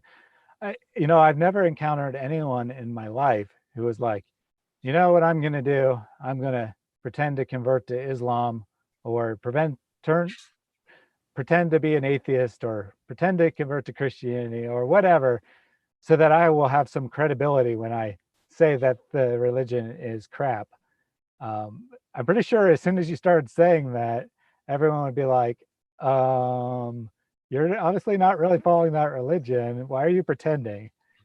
So this is just the most ridiculous idea that I've heard. And apparently Bilal thinks it's a good reason why the death penalty has to be there, because all those people who, when the Dawaist comes up to them and gives them a bunch of lies about Islam and says all you have to do to convert is say this Shahada, why don't you want to join this great religion? And then they say it, well, because there's the death penalty they don't know exists, that made them take that choice much more seriously. I mean, come on now, let's get real.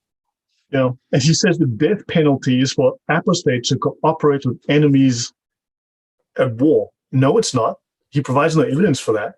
Or for those who gather people against Islam and fight against the state. No, there is no evidence for that. He doesn't tell us where to look. And the Sharia makes it explicit that this is absolutely not the case, right? Western civilization executes its citizens for giving away state secrets, right? For treason.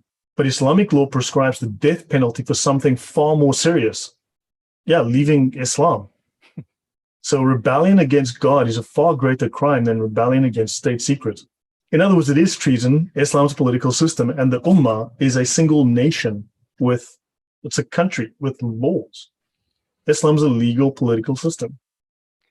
Yeah, I mean, this is really interesting because, if I sell state secrets, I could be putting millions of lives in danger potentially. If I sell them to someone who wants my country dead.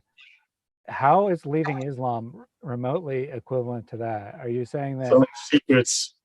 Yeah, the mere fact that you left Islam means that you're going to reveal all the secret teachings about Islam that Muslims don't want anyone to know about? I mean, I don't know. You tell me how these two relate. That just doesn't make sense. I mean, he's lying though, because let's have a look at what the Sharia says, and we can see that Bilal Phillips is just lying to us and lying to fellow Muslims. Amazing. He's lying to his flock. Apostasy from Islam, Ridda, leaving Islam is the ugliest form of unbelief or kufr, and it is the worst. It may even come about through sarcasm, right? So there are millions of ways of leaving Islam. But when a person who has reached puberty and is sane voluntarily apostatizes from Islam, he deserves to be killed. That is the ruling. It says nothing about cooperating with enemies of war. Nothing. Right? So I'll read that again. When a person who has reached puberty apostatizes from Islam, he deserves to be killed. So in other words, if you're 12, yeah, they'll kill you. Right? Let's have a look. It says in such a case, did I skip something? No. In such a case, it is obligatory. Now the Reliance of the Traveler is a summary of the best of the Sharia of the four schools, right? And this does give us sometimes more than one opinion. So it tells us there are different opinions. This is one of them. In such a case, it is obligatory for the caliph or his representative to ask him to repent and return to Islam. If he does, it is accepted. If he refuses, he is immediately killed. Now, other scholars will tell you there is no repentance. He is just killed immediately. No discussion. Right? So this is one opinion only. Right? Now, it also tells us in section 8.4, there is no indemnity for killing an apostate. It is killing, since it is killing someone who deserves to die. So there we go. It says nothing about, warfare. I'd like to see that reference. I mean, there's nothing about warfare. It just says, no, he's left Islam. He is killed. It's because Islam, when you say the Shahada, you are doing what's called bay'ah. It's a contract. It's a verbal contract. Technically, we would say it, and I believe in Christianity, we would say that it's selling your soul. At least in Western culture, we'd say this is selling your soul to Allah. You have sold yourself, and if you break the contract, the penalty for breaking the contract is death. And bay'ah is defined in the Sharia as commerce, trading. It's commercial. It's an act of sale. So you are literally selling yourself to Allah. You're not forming a relationship. You are selling yourself, like selling your soul. Your thoughts, Thaddeus? Yeah, I mean, I think that you nailed it there, that when you become a Muslim, Allah owns you, you're his slave. So I guess in a sense, when you leave Islam, you're stealing from Allah, you're denying him his slave. Yeah, crazy stuff. And then the final one is he speaks of jihad. Are there any questions from the comments? Any questions that we need to address? Anything they want to discuss? Or No, there's just most of the chatter recently has been about DCCI apparently being blocked from live streams.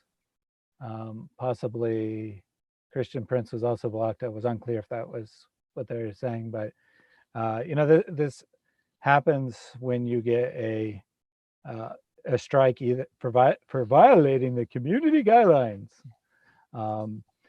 It could be a copyright issue, but most likely not in this case. It's most like, it could be a false copyright issue, but most likely it's a case where enough Muslims complained about some video and YouTube decided that it crossed the invisible line that they don't tell us what it is. And thus DCCI is probably blocked from streaming for the next week. There was a request to pray about that after the stream is over, and I will definitely do that. yeah, that's really sad. I mean, they do great work on all these channels. I mean, people do great work.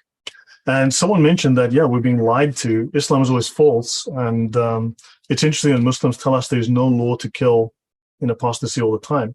I mean, this is the Sharia. So just to be sure that I'm using the most famous, the most common, the most referred to, the most used Sharia manual in the world, right? It's called the Reliance of the Travel, also known as the Umdat al-Salik.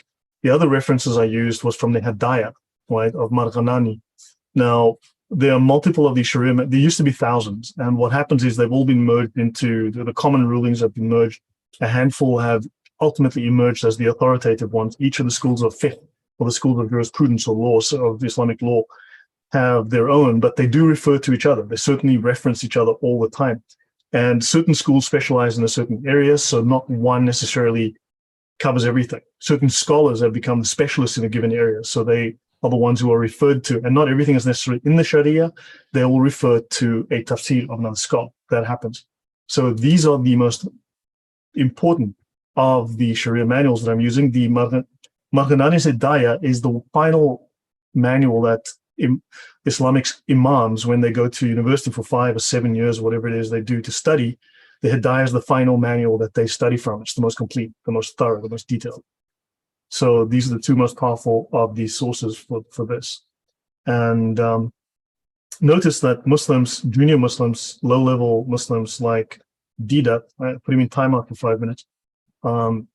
He's not allowed to discuss the Sharia. They're not allowed to. The Sharia actually very clearly states they're not allowed to share the Sharia. So he'll give all sorts of excuses. He'll say lots of things, but they're literally not allowed to share the Sharia with anyone, or anything of Islam, in fact, with anyone who's going to use it for a wrong purpose, right? So we're here to critique it. They're not allowed to share it. They can do it with a fellow Muslim or someone who wants to convert, but also they're not allowed to study it, which is because it would bring them to doubt.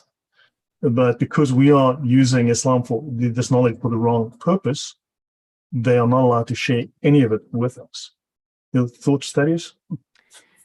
Yeah, that's absolutely correct. And you'd think that if the Muslim leaders and whatnot actually believed that they had truth on their side, they'd want everyone to know about it. I've never heard a a high-level Christian scholar, high-level Christian preacher, be like, this knowledge is only for those special Christians who can handle it. If we gave this information to the masses, they would apostatize in great numbers. So we got to keep this secret. But we see this all the time in Islam, that Islam is based on keeping people ignorant and telling them lies, give them a bunch of feel-good lies and hope they never find out the truth, basically. And then when someone has the audacity to read to them their own sources, the Muslims who have been lied to their entire lives come on here and like, why are you making up all these lies about Islam? We don't believe any of that stuff. It's like, I'm just reading your sources word for word. Well, those are fake sources.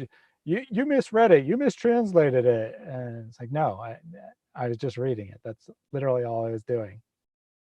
Yeah. And we're seeing that Bilal, as a famous imam himself, is lying to his flock. Yeah, it's a combination.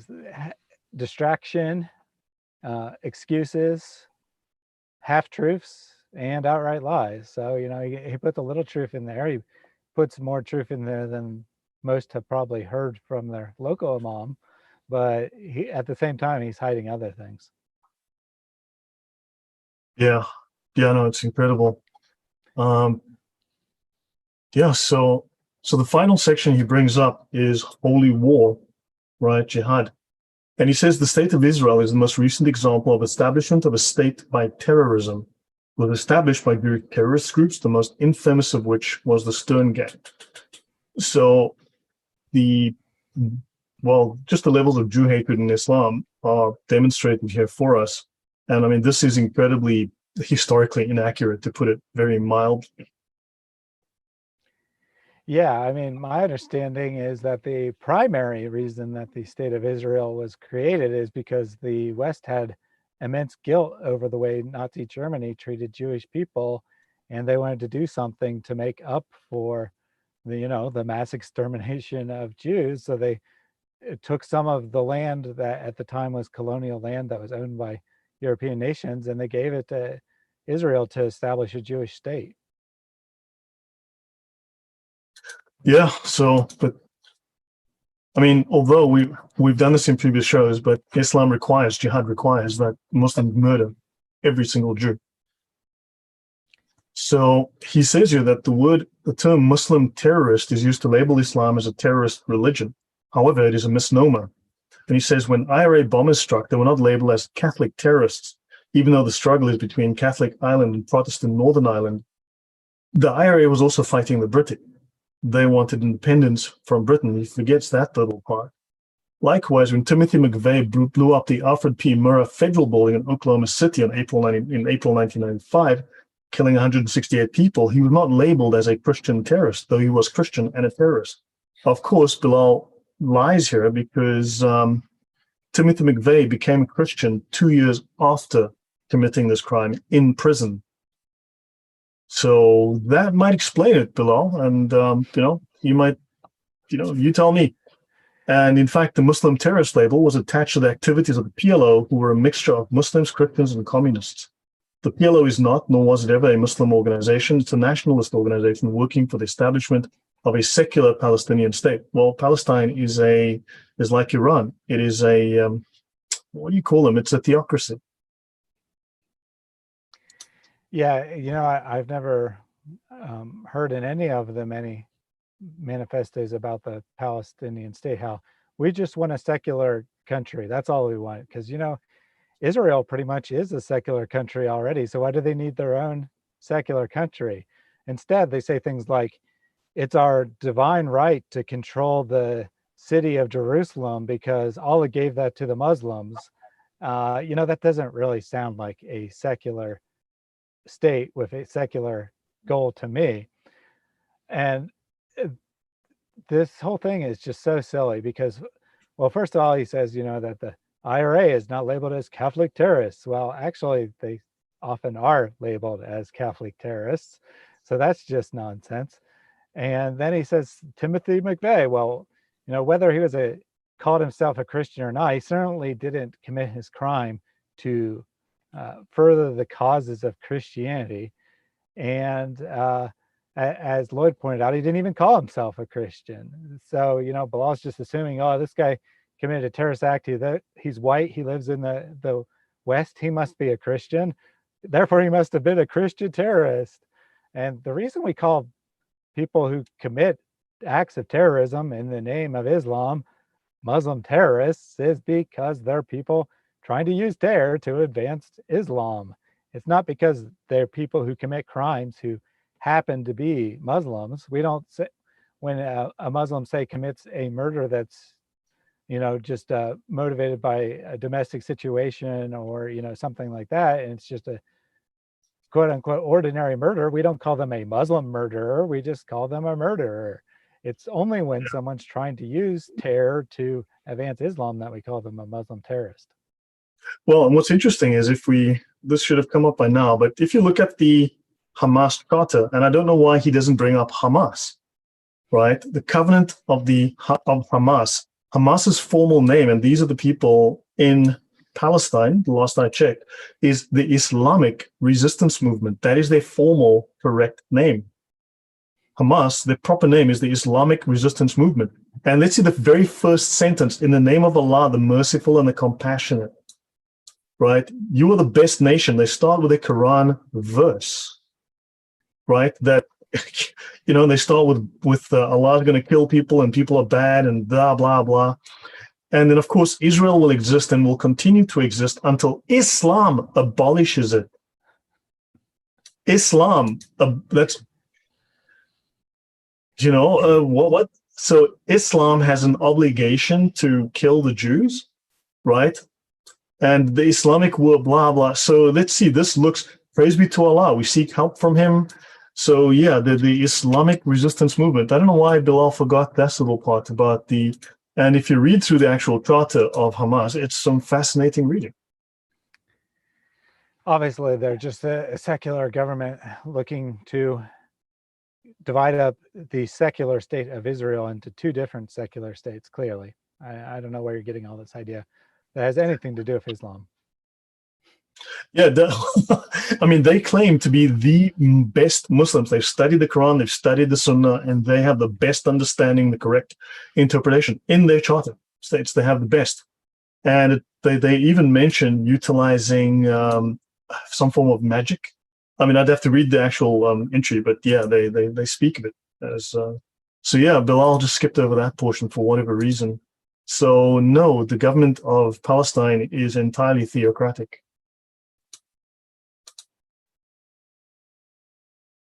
Yeah.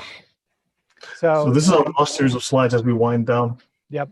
So then he makes this point that Islam opposes any form of indiscriminate violence. The Quran says anyone who has killed another except in retaliation, it is as if he killed the whole of humankind. So there's a couple things to point out here. One is that Bilal gives the wrong verse reference, which is very interesting. I mean, this is a great scholar of Islam. Should be 532. Yeah, presumably he proofread this document and presumably he knows the correct verse. I don't know if he somehow missed this or he's trying to prevent people from looking it up. But if you do look it up, you will see that what the Quran actually states is, for the children of Israel, we said, anyone who killed another, blah, blah, blah. But for you guys, I give this other command. So it's pretty hilarious that he's trying to use this to say that Islam prevents indiscriminate violence. And of course, sorry, I was going to say, and of course, he can say with a straight face, Islam opposes any form of indiscriminate violence, because according to Islam, it's not indiscriminate when you attack someone who's not a Muslim. You're doing it for a good reason. They're not a Muslim.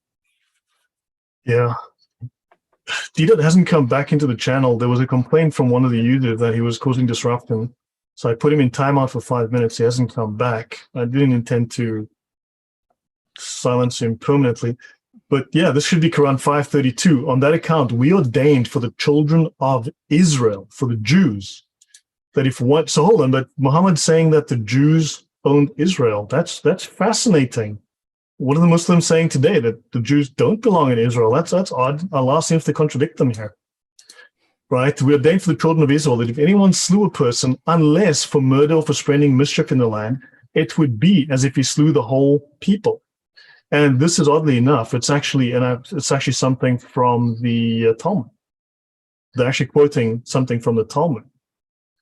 And so I don't know why he misquotes that as well. But that's a discussion for another longer discussion for another time.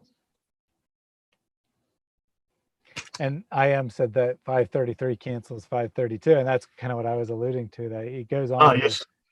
He goes on to say, but this was just the past law. We now have a new law. But even if it wasn't abrogated, which it still wouldn't mean much, because it says except for making or for murder or for making mischief in the land. And of course, just about anything can be considered making mischief in the land. So Islam, it's not indiscriminate, it's just justified by Allah for I'll get to that from the Sharia, because that's going to be a fascinating section to see. And he says there is no term in Arabic which means holy war. War is not holy in Islam. These are the just or unjust, and that is absolutely not true. He's just making that up. And but he says here, of course, if women, children, or the elderly bear arms, they may be killed. What if they're bearing arms to protect themselves from those Muslims that were killing their men?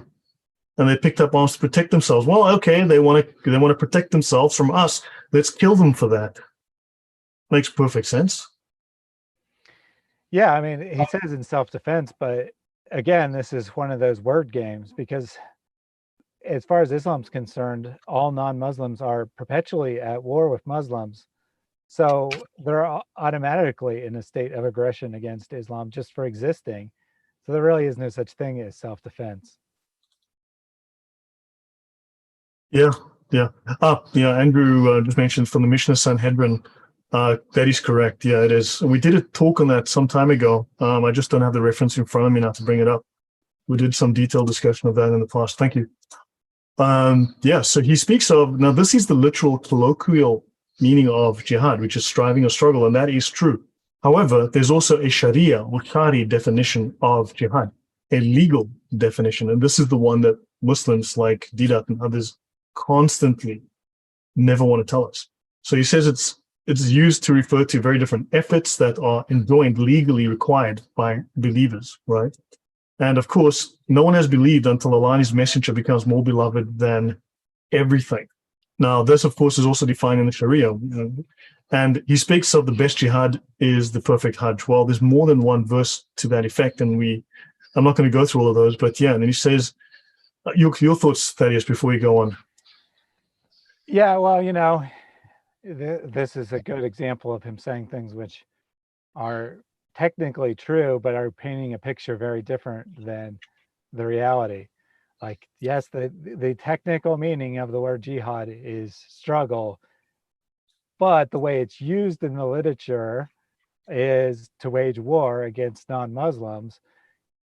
That this struggle is personified or taken on as a way of war. So it's technically true that it means that, but it's really quite deceptive to act like that's what all it means.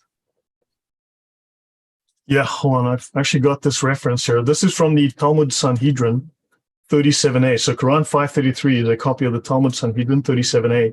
Adam, the first man, was created alone to teach you with regard to anyone who destroys one soul from the Jewish people. If anyone killed one Jew, the verse ascribes him blame as if he destroyed an entire world, as Adam was one person from whom the population of an entire world came forth. And conversely, anyone who sustains one soul from the Jewish people, the verse ascribes him credit as if he sustained an entire world. And this is it from the Sanhedrin 37a, verse 13, on safari.org. Just thought that would be interesting to see what the original context of that was and how it was corrupted within Islam.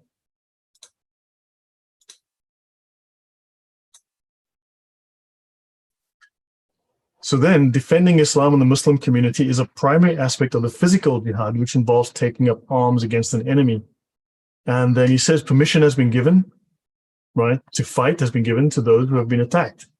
Now, this is fascinating. He leaves out a great deal. He doesn't quote a lot of the actual Sharia. And this is also referring to the Sirah.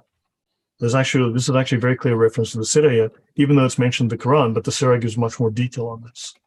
And he doesn't describe this very, very well. I'm going to go into some more detail as to how the Islamic scholars actually view this. Your thoughts, Thaddeus?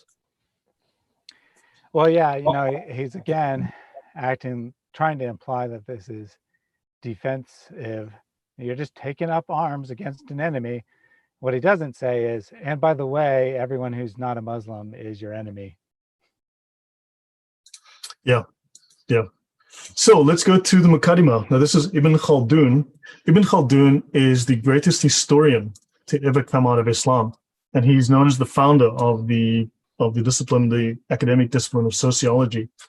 And he says in his famous book, the Muqaddimah, his greatest work, right, an introduction to history, which is the classic Islamic history of the world, he says, in the Muslim community, the holy war, and he says holy war is a religious duty because of the universalism of the Muslim mission and the obligation to convert everybody to Islam, either by persuasion or by force.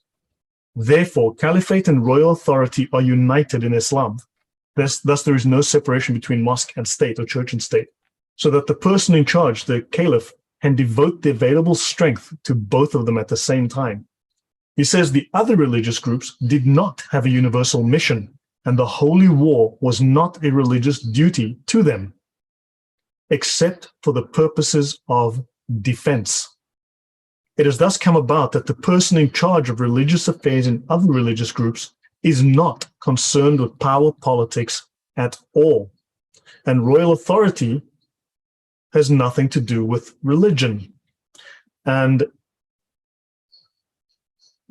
so it comes to them as the necessary result of group feeling, which by its very nature seeks to obtain royal authority, as we've mentioned, and not because they are under obligation to gain power over other nations, as is the case with Islam. They are merely required to establish their religion among their own people. I think this is very clear. Where's Didan? Why hasn't he come back? I guess that when you timed him out, he gave up, unfortunately. Oh. Yeah, so this is Ibn Khaldun. This is in Prospect Magazine, the man who invented modern history. And they speak of the enduring relevance of a 14th century Arab historian. He's even here on some money, right? I don't know sure enough to which country that is, but he's actually very, very famous. He then goes on, the non-Arab nations became the servants of the Arabs and were under their control, right? Every craftsman offered them his best services. They employed seagoing nations for their maritime needs, right? They wished to wage the holy war by sea. They constructed ships. They embarked the army and fighters to fight against the unbelievers across the sea. This is premeditated warfare. This is deliberately choosing to invade. This was the special concern of the provinces and border regions closest to the shores of the Mediterranean, such as Syria, Africa, the Maghrib, and Spain. The Caliph Abdul Malik ordered blah, blah, blah that a shipyard be set up in Tunis for the production of maritime implements, as he was desirous of waging the holy war. From there, the conquest of Sicily was achieved in the days of Ziyadat Allah. So I guess we're going to hear that the top scholars of Islam are all liars again. Yeah, I guess. I mean, they apparently invented a word that doesn't exist in Islam. So yeah, no. So let's have a look within the Reliance of the Traveler here. So this is the Reliance of the Traveler. And this is the chapter called Jihad, right? It's section 09.0. And they discuss the meaning of jihad, then the scriptural basis. This is the religious basis for jihad and the obligatory character of jihad, and that it's a communal obligation, right? And about surrendering when overrun. This is not about struggle. This is warfare. Who is obliged to fight in jihad? Those who are not permitted to fight. The objectives of jihad regarding the Jews and the Christians, the rules of warfare, and those who are unlawful to kill. I don't know how struggle requires you to kill people. So yeah, let's have a look. Jihad means to war against non-Muslims and is derived from the word mujahada, signifying warfare to establish the religion. And then the translator adds this section, which is not in the original Arabic. This he added himself, and this is based on a false hadith. It is the lesser jihad. As for the greater jihad, it is the spiritual warfare against the lower self, which is why the Prophet said, as he was returning from jihad, we have returned from the lesser jihad to the greater jihad. This is regarded by Islamic scholars as false, right, as a false hadith. So non-conformity with the major hadith collections. In all 6 major hadith collections, jihad almost always refers to outward physical struggle and not inward spiritual struggle. There are nearly 200 references to jihad in Sahih Bukhari, and every single one assumes literal warfare. So, right. So I won't read every single reference to this, but really, this is it just goes on and it discusses it. We did this in a past show on jihad, and Ibn Kathir himself simply tells us that this is it's nonsense, right? Ibn Taymiyyah, he's a Shaykh al-Islam, one of the most famous of the Islamic scholars. His fame is in his polemics against Christianity, and also he is the godfather of jihad. He is the most prominent, the most famous, the most quoted jihad scholar in Islam. There's a hadith related by a group of people which states that the Prophet said after the Battle of Tabuk, we've returned from the lesser jihad to the greater jihad. This hadith has no source. Nobody in the field of Islamic knowledge has narrated it. Jihad against the disbelievers is the most noble of actions, and moreover, it is the most important action for the sake of mankind. Your thoughts, that is, before I move on to the Hidayah? Yeah, it's interesting that we're told all the time when we quote Sahih narrations that, oh, that's a weak hadith, you shouldn't be quoting that. And then 10 minutes later, the same Muslim will quote us a totally fabricated hadith, not even a weak hadith, just a totally fabricated, made up hadith like this one about lesser jihad, or, one about the planets circling the sun, or about Muhammad being against racism. There's a few of them that are constantly circulating, and it's hilarious that when we quote actual legitimate sources, we're bad people who are just quoting fake, made up, weak hadith, and then they'll go on and quote actually fake hadith, and that's perfectly fine. It's frightening that they will do that. So now I'll step forward to the Hidayah. As I said, this is the most complete, the most lengthy of the Sharia manuals, of the fiqh manuals, right? And book 9, Al-Sayyir, or the Institutes. And notice I've said before that the Muhammad Sirah, the prophetic biographies, as they call today, the Sirah or the Sirat, plural. And it tells us here that Sir is the plural of Sirat, which in its primitive sense signifies regulation in the matters of spiritual and temporal. But Sir or Sirah, in the language of the law, applies to the institutes of the Prophet in his wars. So the Sirah or the Sirat refers to the wars or the battles of the Prophet, the battles of Muhammad, right? And it talks here, chapter 1, introductory, chapter 2, on the manner of waging war, chapter 4, of plunder and the division of plunder, and then of the conquest of infidels. That's you. The thoughts, Thaddeus, before I could go on? Yeah, the last two slides. This is pretty interesting that somehow jihad just means struggle, yet whether it's the hadith or the sirah or the sharia, whatever we look at, jihad almost exclusively refers to war. Apparently they're struggling a lot to wage war and not struggling so much for anything else. Yeah, and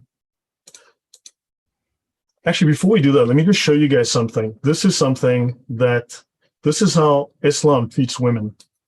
This is an example of a story taken from Islamic texts. Kirfa Fatima was taken prisoner. She was a very old woman, the wife of Malik. Zayd ordered Qais bin al-Musahhaf to kill Kirfa, and he killed her cruelly by putting a rope into her 2 legs and tied her to 2 camels and drove them until the camels tore her in 2. This is from the History of At-Tabari, volume 8, pages 95 to 97, and in Ibn Ishaq, page 980. this is what Muhammad's people did. This is how they respect women. So yeah, just something that out of interest. So don't get caught in a war with the Muslims. Yep. So this now is inside the Hidayah. War must be carried on against the infidels at all times by some party of the Muslims. War must be carried on at all times against the infidels by some party, a small minority. The sacred injunction concerning war is sufficiently observed when it is carried on by any party or tribe of Muslims. It is then no longer of any force with respect to the rest. As long as some Muslims are killing in the name of jihad, the rest are legally allowed to not do so, right? It is established as a divine ordinance by the word of Allah, who has said in the Quran, slay the infidels, and also by sayings of the Prophet.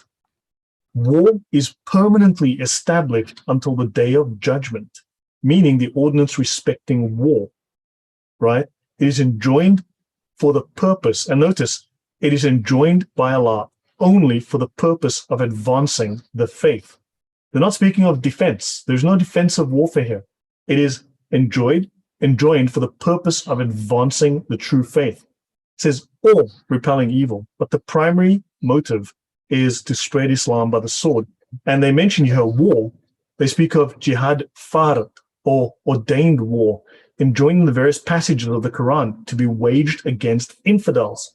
It is termed the holy war. Yeah, thoughts, yet another well-respected Islamic manual here that uses this term, which apparently does not exist in Arabic. Strange. Yeah. So in the last 3 slides, so continuing, right? Party of Muslims making war. Okay, so when a single tribe or a party of Muslims makes war, the obligation of fighting in jihad and killing in jihad is no longer binding upon the rest of the Muslims, right? However, if no Muslims were to make war, the whole of the Muslims would incur the criminality of neglecting making war. So it is a crime in Islam not to make jihad upon non-Muslims, to force Islam upon them, to spread Islam. The destruction of the sword is incurred by infidels, although they are not the first aggressors, as appears from various passages in the sacred writings, which are generally received to this effect. That in other words, they must make war first, not in defense, but they must be the aggressors. Mm-hmm. So it says here, infidels may be attacked without provocation. And they mention here by the sword, right? The destruction by the sword here, right? It says the infidels may be attacked without provocation, and then by the sword or of the sword means qital. They always say, no, jihad, you're talking about qital. Jihad means no. They talk about qital, meaning war in its operation, such as fighting and slaying. Jihad means the same thing. Yep.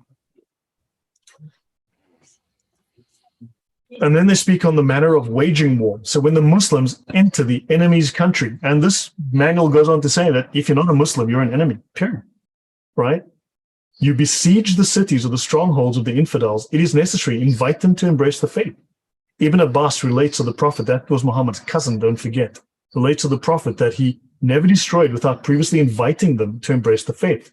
If they embrace the faith, it is unnecessary to war with them, because that which was the design of the war, the intent of the war, is then obtained without war. The intent of Islamic warfare is to make you embrace Islam. The Prophet has said, we are directed or ordered to make war upon men until such time as they shall confess that there is no God but Allah. And when they repeat the Shahada, their persons and their properties are protected. And if they do not accept, then they must pay the jizya or the capitation tax. And by submitting to this tax, war is terminated.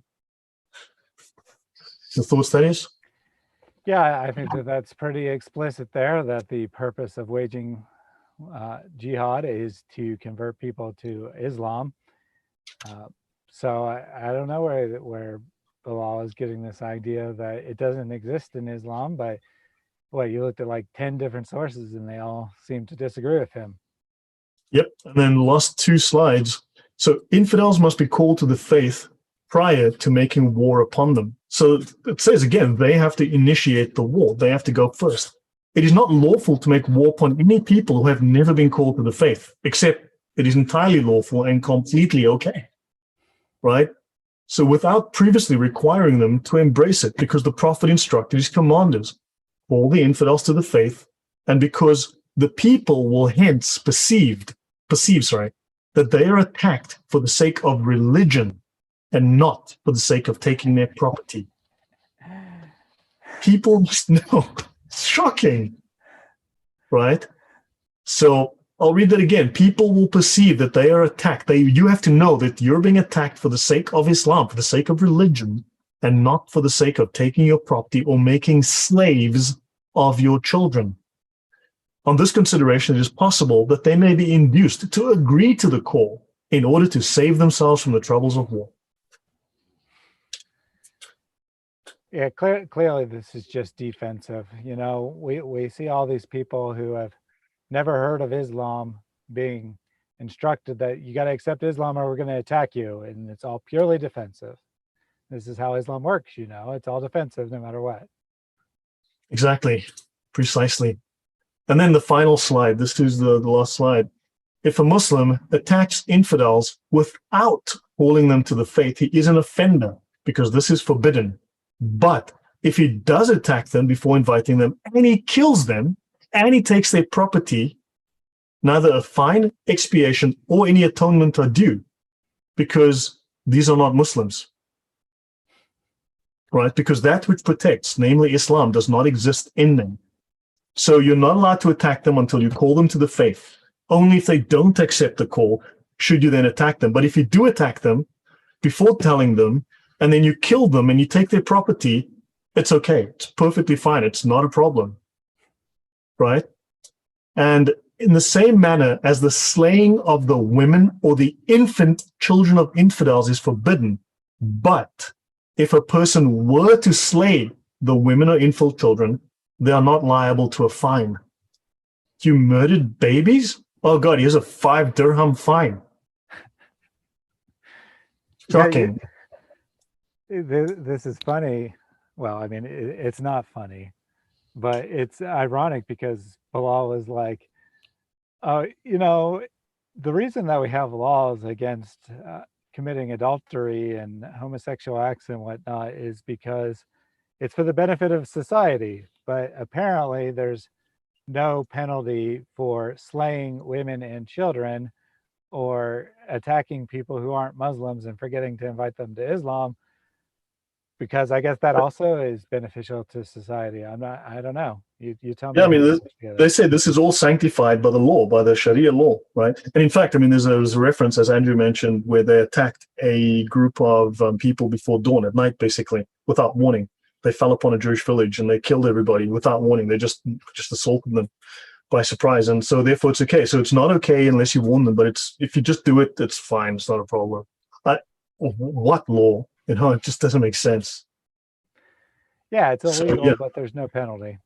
And as we know, penalty is the only thing that keeps people from committing crimes, according to Bilal.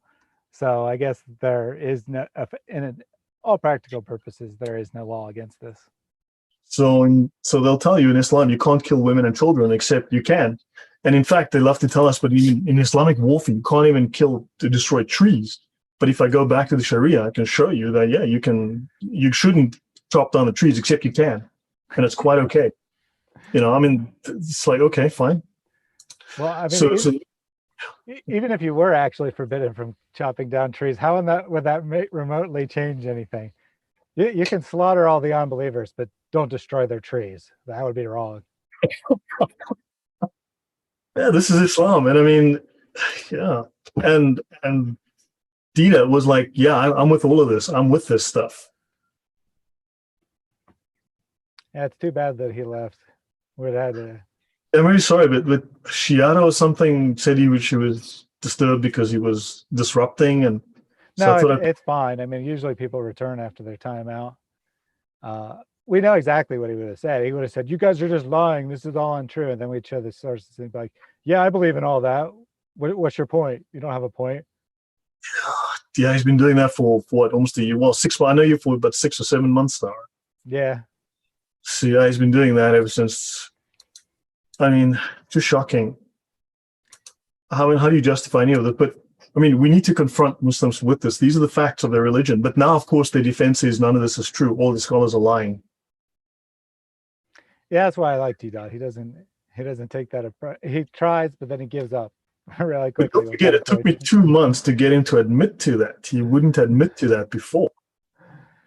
Yeah, now he doesn't even try anymore. You've really broken him down. He's just like after one stupid comment, he's like, "Oh yeah, never mind. I agree with you." Yeah, I mean, he's not able to argue with me because I know the Sharia way better than he does. And he went and he did a Dawah course, and he did a Dawah course. And what's the result of the Dawah course? What No new happened? arguments, that's for sure. We did Yeah, have a comment a good while ago, which I thought would be a good segue into other things that we will be talking about in the future. Love All My Moms, quoted from a book called What Islam All About, which apparently is the most popular Islamic junior high school textbook in the United States, or at least was in the past. It says, a Shabbat or martyr is described this way by Allah. Don't think that those who were killed in Allah's cause are dead. No, they are alive, finding their bounty in the presence of their Lord. The law of the land is the Sharia of Allah. The duty of the Muslim citizen is to be loyal to the Islamic State. So I thought that that would be a good segue into one of your presentations you want to do at some point. wow. Yeah. Yeah, we wanted to talk about what's called the Tarbiyah, which is their madrasa guides, which is very similar to the Dawah manual that, but yeah, it's what they taught from the age of, say, 5 or so until the age of when they start going to mosque, 15 or 16 or whatever that is. And yeah, that is, yeah. So to go through one of these Tarbiyah guides would be useful for us to discuss, because it shows them how they are taught to interpret the Quran. They go through the Quran verses and they taught what they mean. They taught a number of different things: the meaning of ibadah, akidah, categories of shirk, the Islamic movement, the importance of prayer, the meaning of prayer, the conditions of prayer, the kinds of prayer, the obligatory acts, fasting. They just taught morals in Islam. It's quite detailed. And also they taught, it's in fact these manuals all start off with anti-Christian polemics. Yeah, which I think that looking at those will really be informative because we see the same behavior over and over again in the comments. It doesn't matter what the Muslim wants to talk about, it doesn't matter what the subject of the video is. They'll do one of two things. They'll either deny the sources are true, or they'll just ignore everything and start attacking Christianity. And I think that when we look at these religious textbooks, it'll be very informative about the way the Muslim mind is formed as they're growing up. I went through a very large amount of religious education classes as I was growing up. Other religions other than Christianity were never mentioned once until like you get to the high school level, and then they're only mentioned from like a historical basis, kind of just give the basic history of how these religions came about. There's never any polemic arguments whatsoever against these other religions, just kind of like straight factual information. Islam was founded in 622 type information. And it's very, so the Muslims, and I imagine most people who've had Christian education classes have a similar experience. So the Muslims are just coming from a totally different background, that they're taught from a very young age to hate Jews and Christians especially, but also Yeah, all non-Muslims, that they're taught that they're the best of all people and that anyone who's not a Muslim is the worst of all creatures. yeah. And they bring that attitude to all the conversations they have with us. Precisely. Tatuinen asked, didn't they make a mosque by Muhammad's grave? Because that's one of the last things he said when he died. He cursed using Christians because we make temples at the sites of the graves of our prophets. Yes, they made a thing called the Al-Masjid al-Nabawi, which is at the site of Muhammad's grave. That's known as the Green Dome. Yeah, I remember when the coronavirus was first breaking out, Islamic scholar went public and said, we can end the coronavirus. All we got to do is open the roof of that mosque so that Muhammad's grave can send out prayers to the world. Very weird stuff. Yeah. Some oddities, yeah. So any last questions from anyone in the stream? Because that's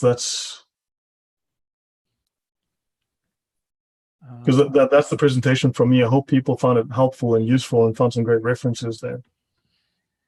Yeah, by all means, we're doing this not so much to entertain Christians. I mean, I do hope that you enjoy the presentation. I do hope you enjoy our banter, but it's not really our goal to entertain people. It's our goal to inform people.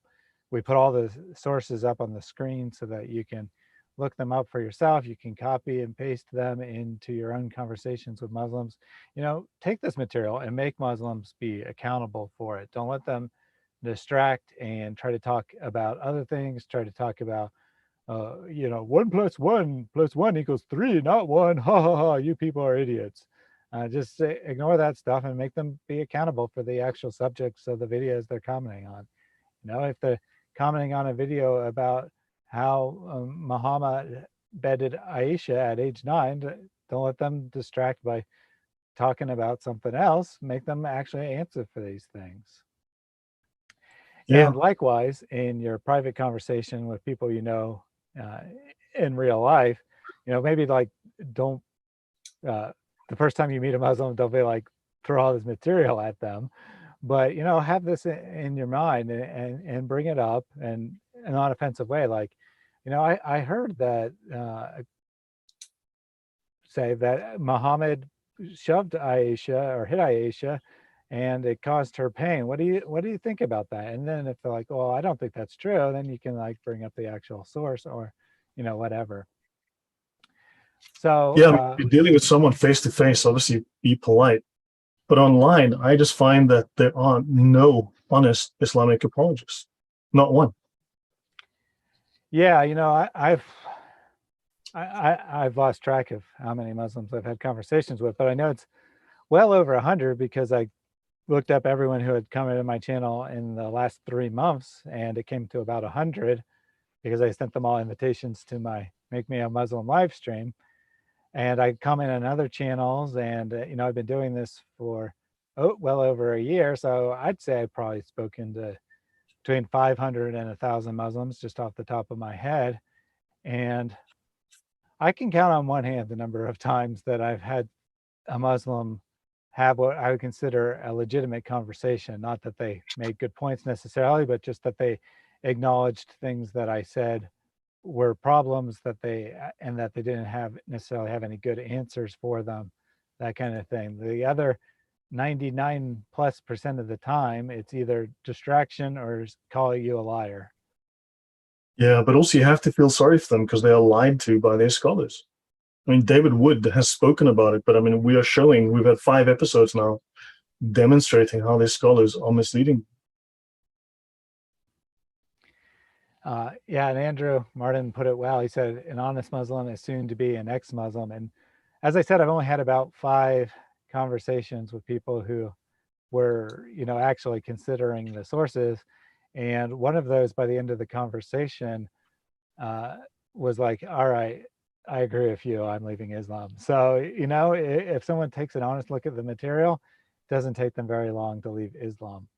The real problem is getting them to take an honest look at it, which is why you got to keep pushing the Islamic material, not letting them distract and talk about Christianity.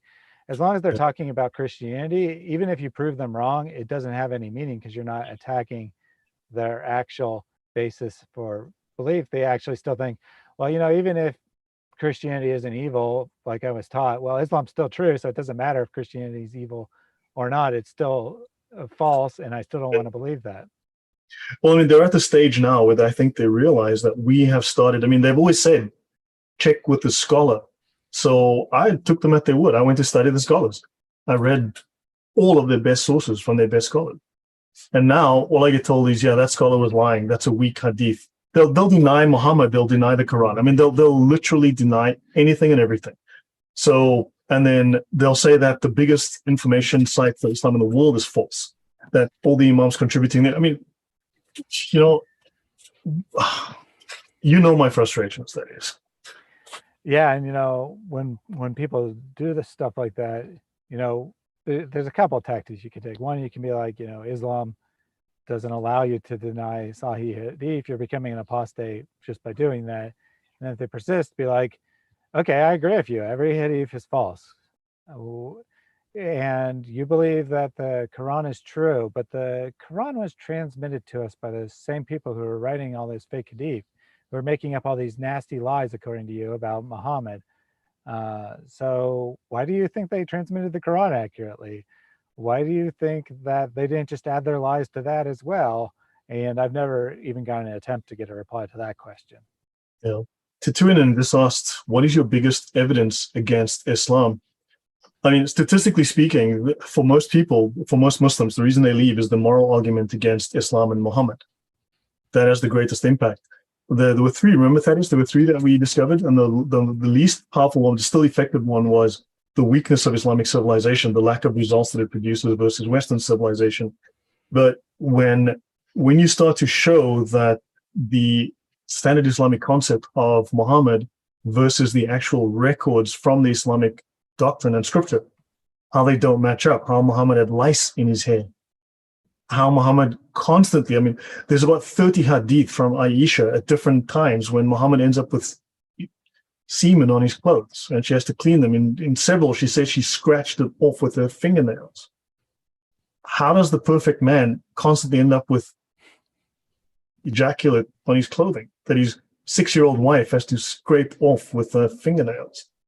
When you start highlighting things like that, where he bathes with dead dogs, I mean, it gets crazy. When he's called a womanizer, his wife says that he pretends to be a prophet. You start to bring up all of this contrary evidence, and eventually they might start to doubt. But just reading out the actual when they lie and you bring up their own documents, I think that is a very powerful argument. I don't know, but what would you say in terms of for the falseness of Islam? Yeah, so the moral arguments generally tend to be the most effective. The same is kind of true in proving that God exists. The moral arguments tend to be the most effective. But from a personal level, I find the historical arguments the hardest to explain on any kind of intellectual level.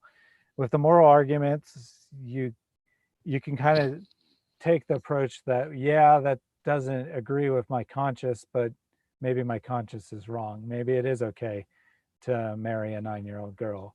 Most people aren't willing to do that, but you can do that. That is a step you could take. So for me, the historical arguments are the most powerful. Like, say, for example, the Quran copying from numerous human texts, many of which were not considered inspired, not considered scripture, and in many cases, not even considered historical by the authors that wrote them, that they are pure allegory. And then the Quran copies these things, passes them off as history, real human history, and says that this is the eternal word of Allah that was in existence before the first men and women were created. And that just makes absolutely no sense. You take a look at the city of Mecca, say, and you see what the archaeological evidence is showing, and it's showing that the city probably didn't exist at the time of Muhammad. And that's kind of a little hard to explain. It was supposed to be like this great trade capital, and it either didn't exist at all, or it was a village of 20 people or something. And you don't see any of the stuff referred to in the Quran. You Yeah, don't you along the same lines, the Quran makes a lot of claims. It claims that there is a iron wall built by Dul Qarnayn that's going to exist until the end of the days. And we look around and we can't find this. And you ask 10 different Muslims where it is, they'll probably give you at least 9 different answers. I have because three different ones today. yeah, because there is no answer. Or, you know, Yeah. the Hadith say there's a giant mountain of gold buried in a specific spot. If Muslims actually believe their religion is true, why aren't they trying to dig up this gold? You know, Yeah. there's just no historical basis whatsoever for anything in Islam, and I find from an intellectual angle that to be the hardest thing for someone to explain. Yeah.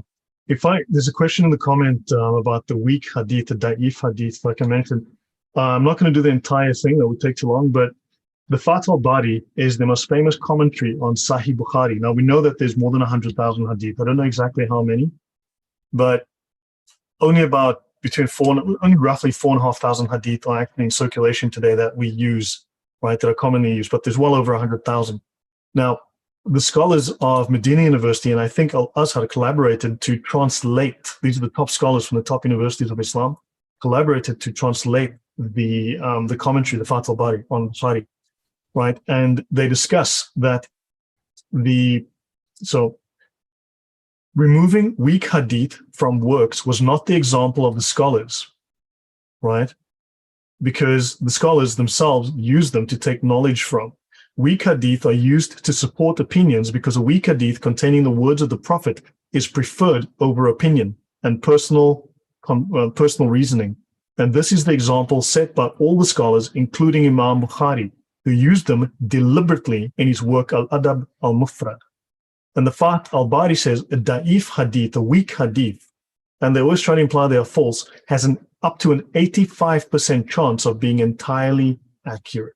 So the official formal Islamic scholarship grades weak hadith as 45 to 85% accurate. The grading was given may have been wrong, or the fabricator may have spoken the truth in that instance. Weak hadith should not be treated like fabricated hadith because there is an 85% chance of being entirely accurate, and that is a very high chance. And even in the Reliance of the Traveler, this most famous Sharia manual, the meaning of this hadith, and they mention a hadith that's weak, seeking knowledge is an obligation upon every Muslim. The meaning of this hadith, though the hadith itself is weak, it is true. And there's more than one weak hadith in the Sharia. So just that short section there. So these answers exist in the Sharia, and they don't like it in their scholarship. It's all over. And then also, if to answer the questions about Muhammad, there's a reason they didn't talk about the Sirah, while they will talk about the Hadith, but not the Sirah, because there's lots of very humiliating, embarrassing evidence in the Sirah. For instance, Muhammad is the first creation of Allah. Allah created Muhammad 175,000 years ago, right? He then hung his light on a tree, and Muhammad sang praises to Allah for 70,000 years.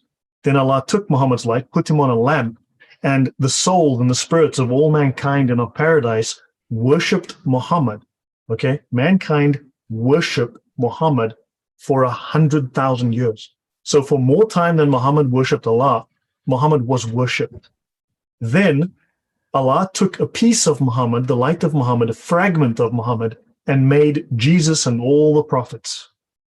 Every prophet was made from the light, the Nur-i Muhammadi, right? And then eventually Muhammad was born on earth, right? These stories and miracles, Muhammad hit a stone with the hammer when he was starving, and the stone crumbled to dust, and he fed 1,000 people with a single lamb and 3 kilograms of barley. You read this, and man, it just you start to read this, and that's why they don't want to talk about it. Their Sirah, their most famous Sirah, you got to read these stories. It's shocking. He's Jesus. They make him Jesus. They want him to be a miraculous divine being, and it's incredible when you start to read through it. And that's why they don't want to talk about it. Your thoughts, Dave?